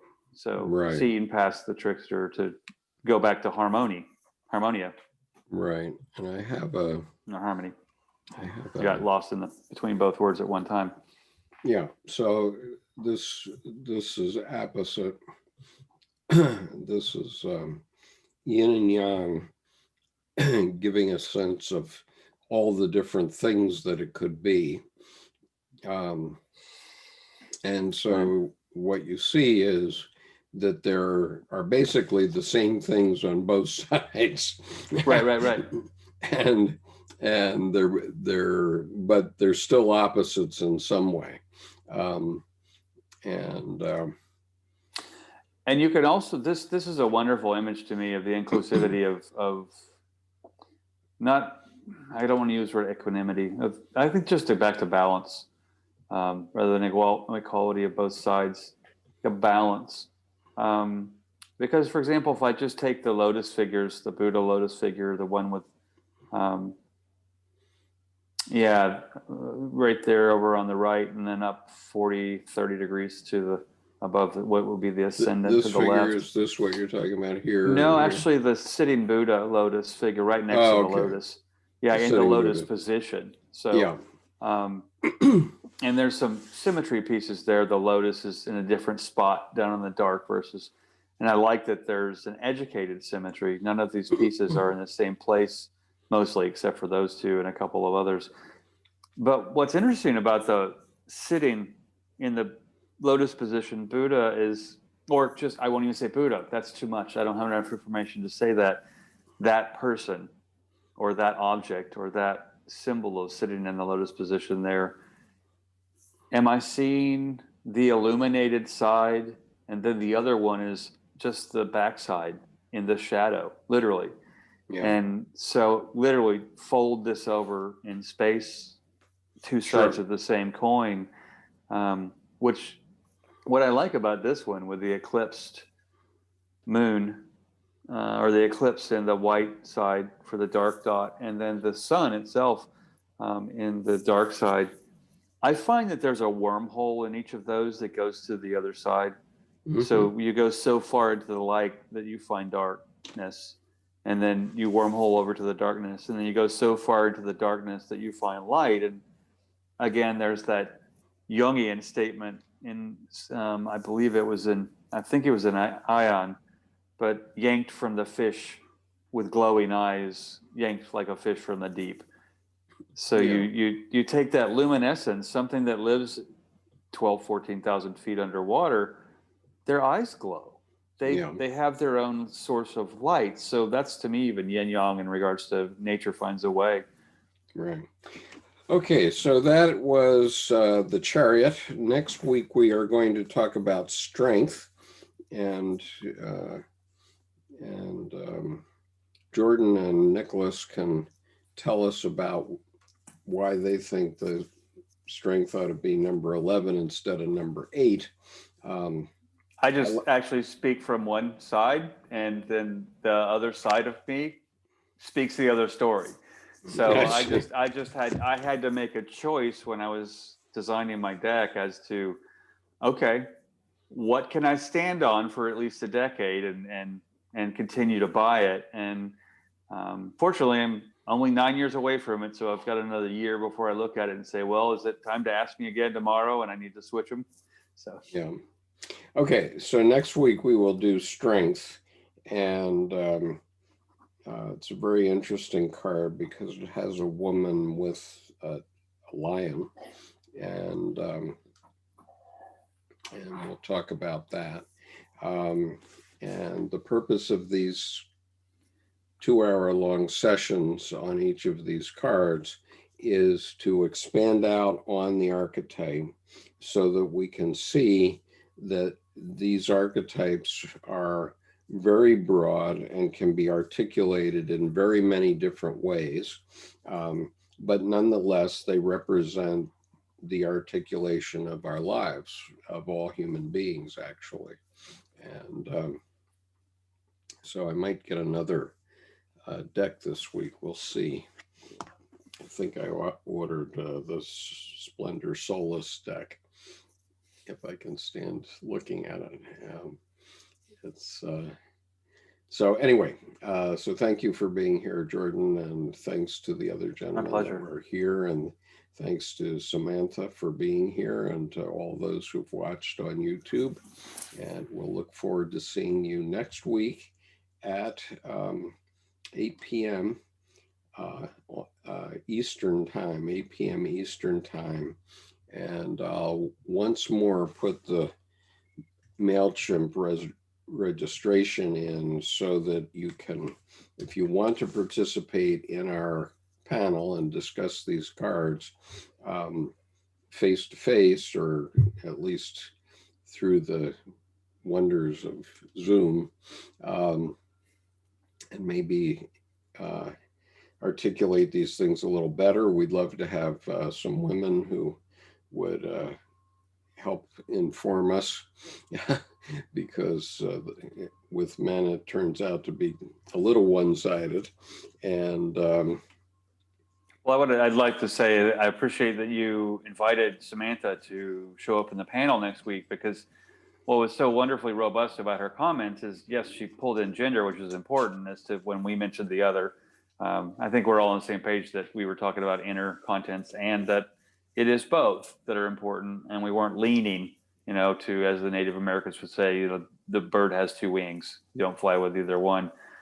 But I appreciate you sending her the invitation and asking her to come. And Samantha, if you're still on, I No, would. she's gone, but Is she gone? Yeah, Yeah, it's just that's good. She had such robust comments right. that she would be such a great addition to the discussion and the study. Right. And so for all those that are watching and who are on the registration list, please enter my email address in your contacts, so that then Google won't throw my reminders into the promotions list on your email, and it'll be in your primary list. Otherwise, you'll get my notices in your promotions list, and I think a lot of people are missing them because of that. And it's very irritating to me to not be able to communicate with my own mailing list, which I've developed over years, but nonetheless, that's the way it is.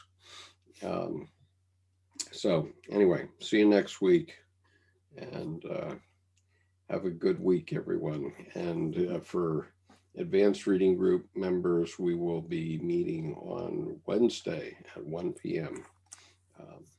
Continuing on with that. So talk to you again soon. Peace.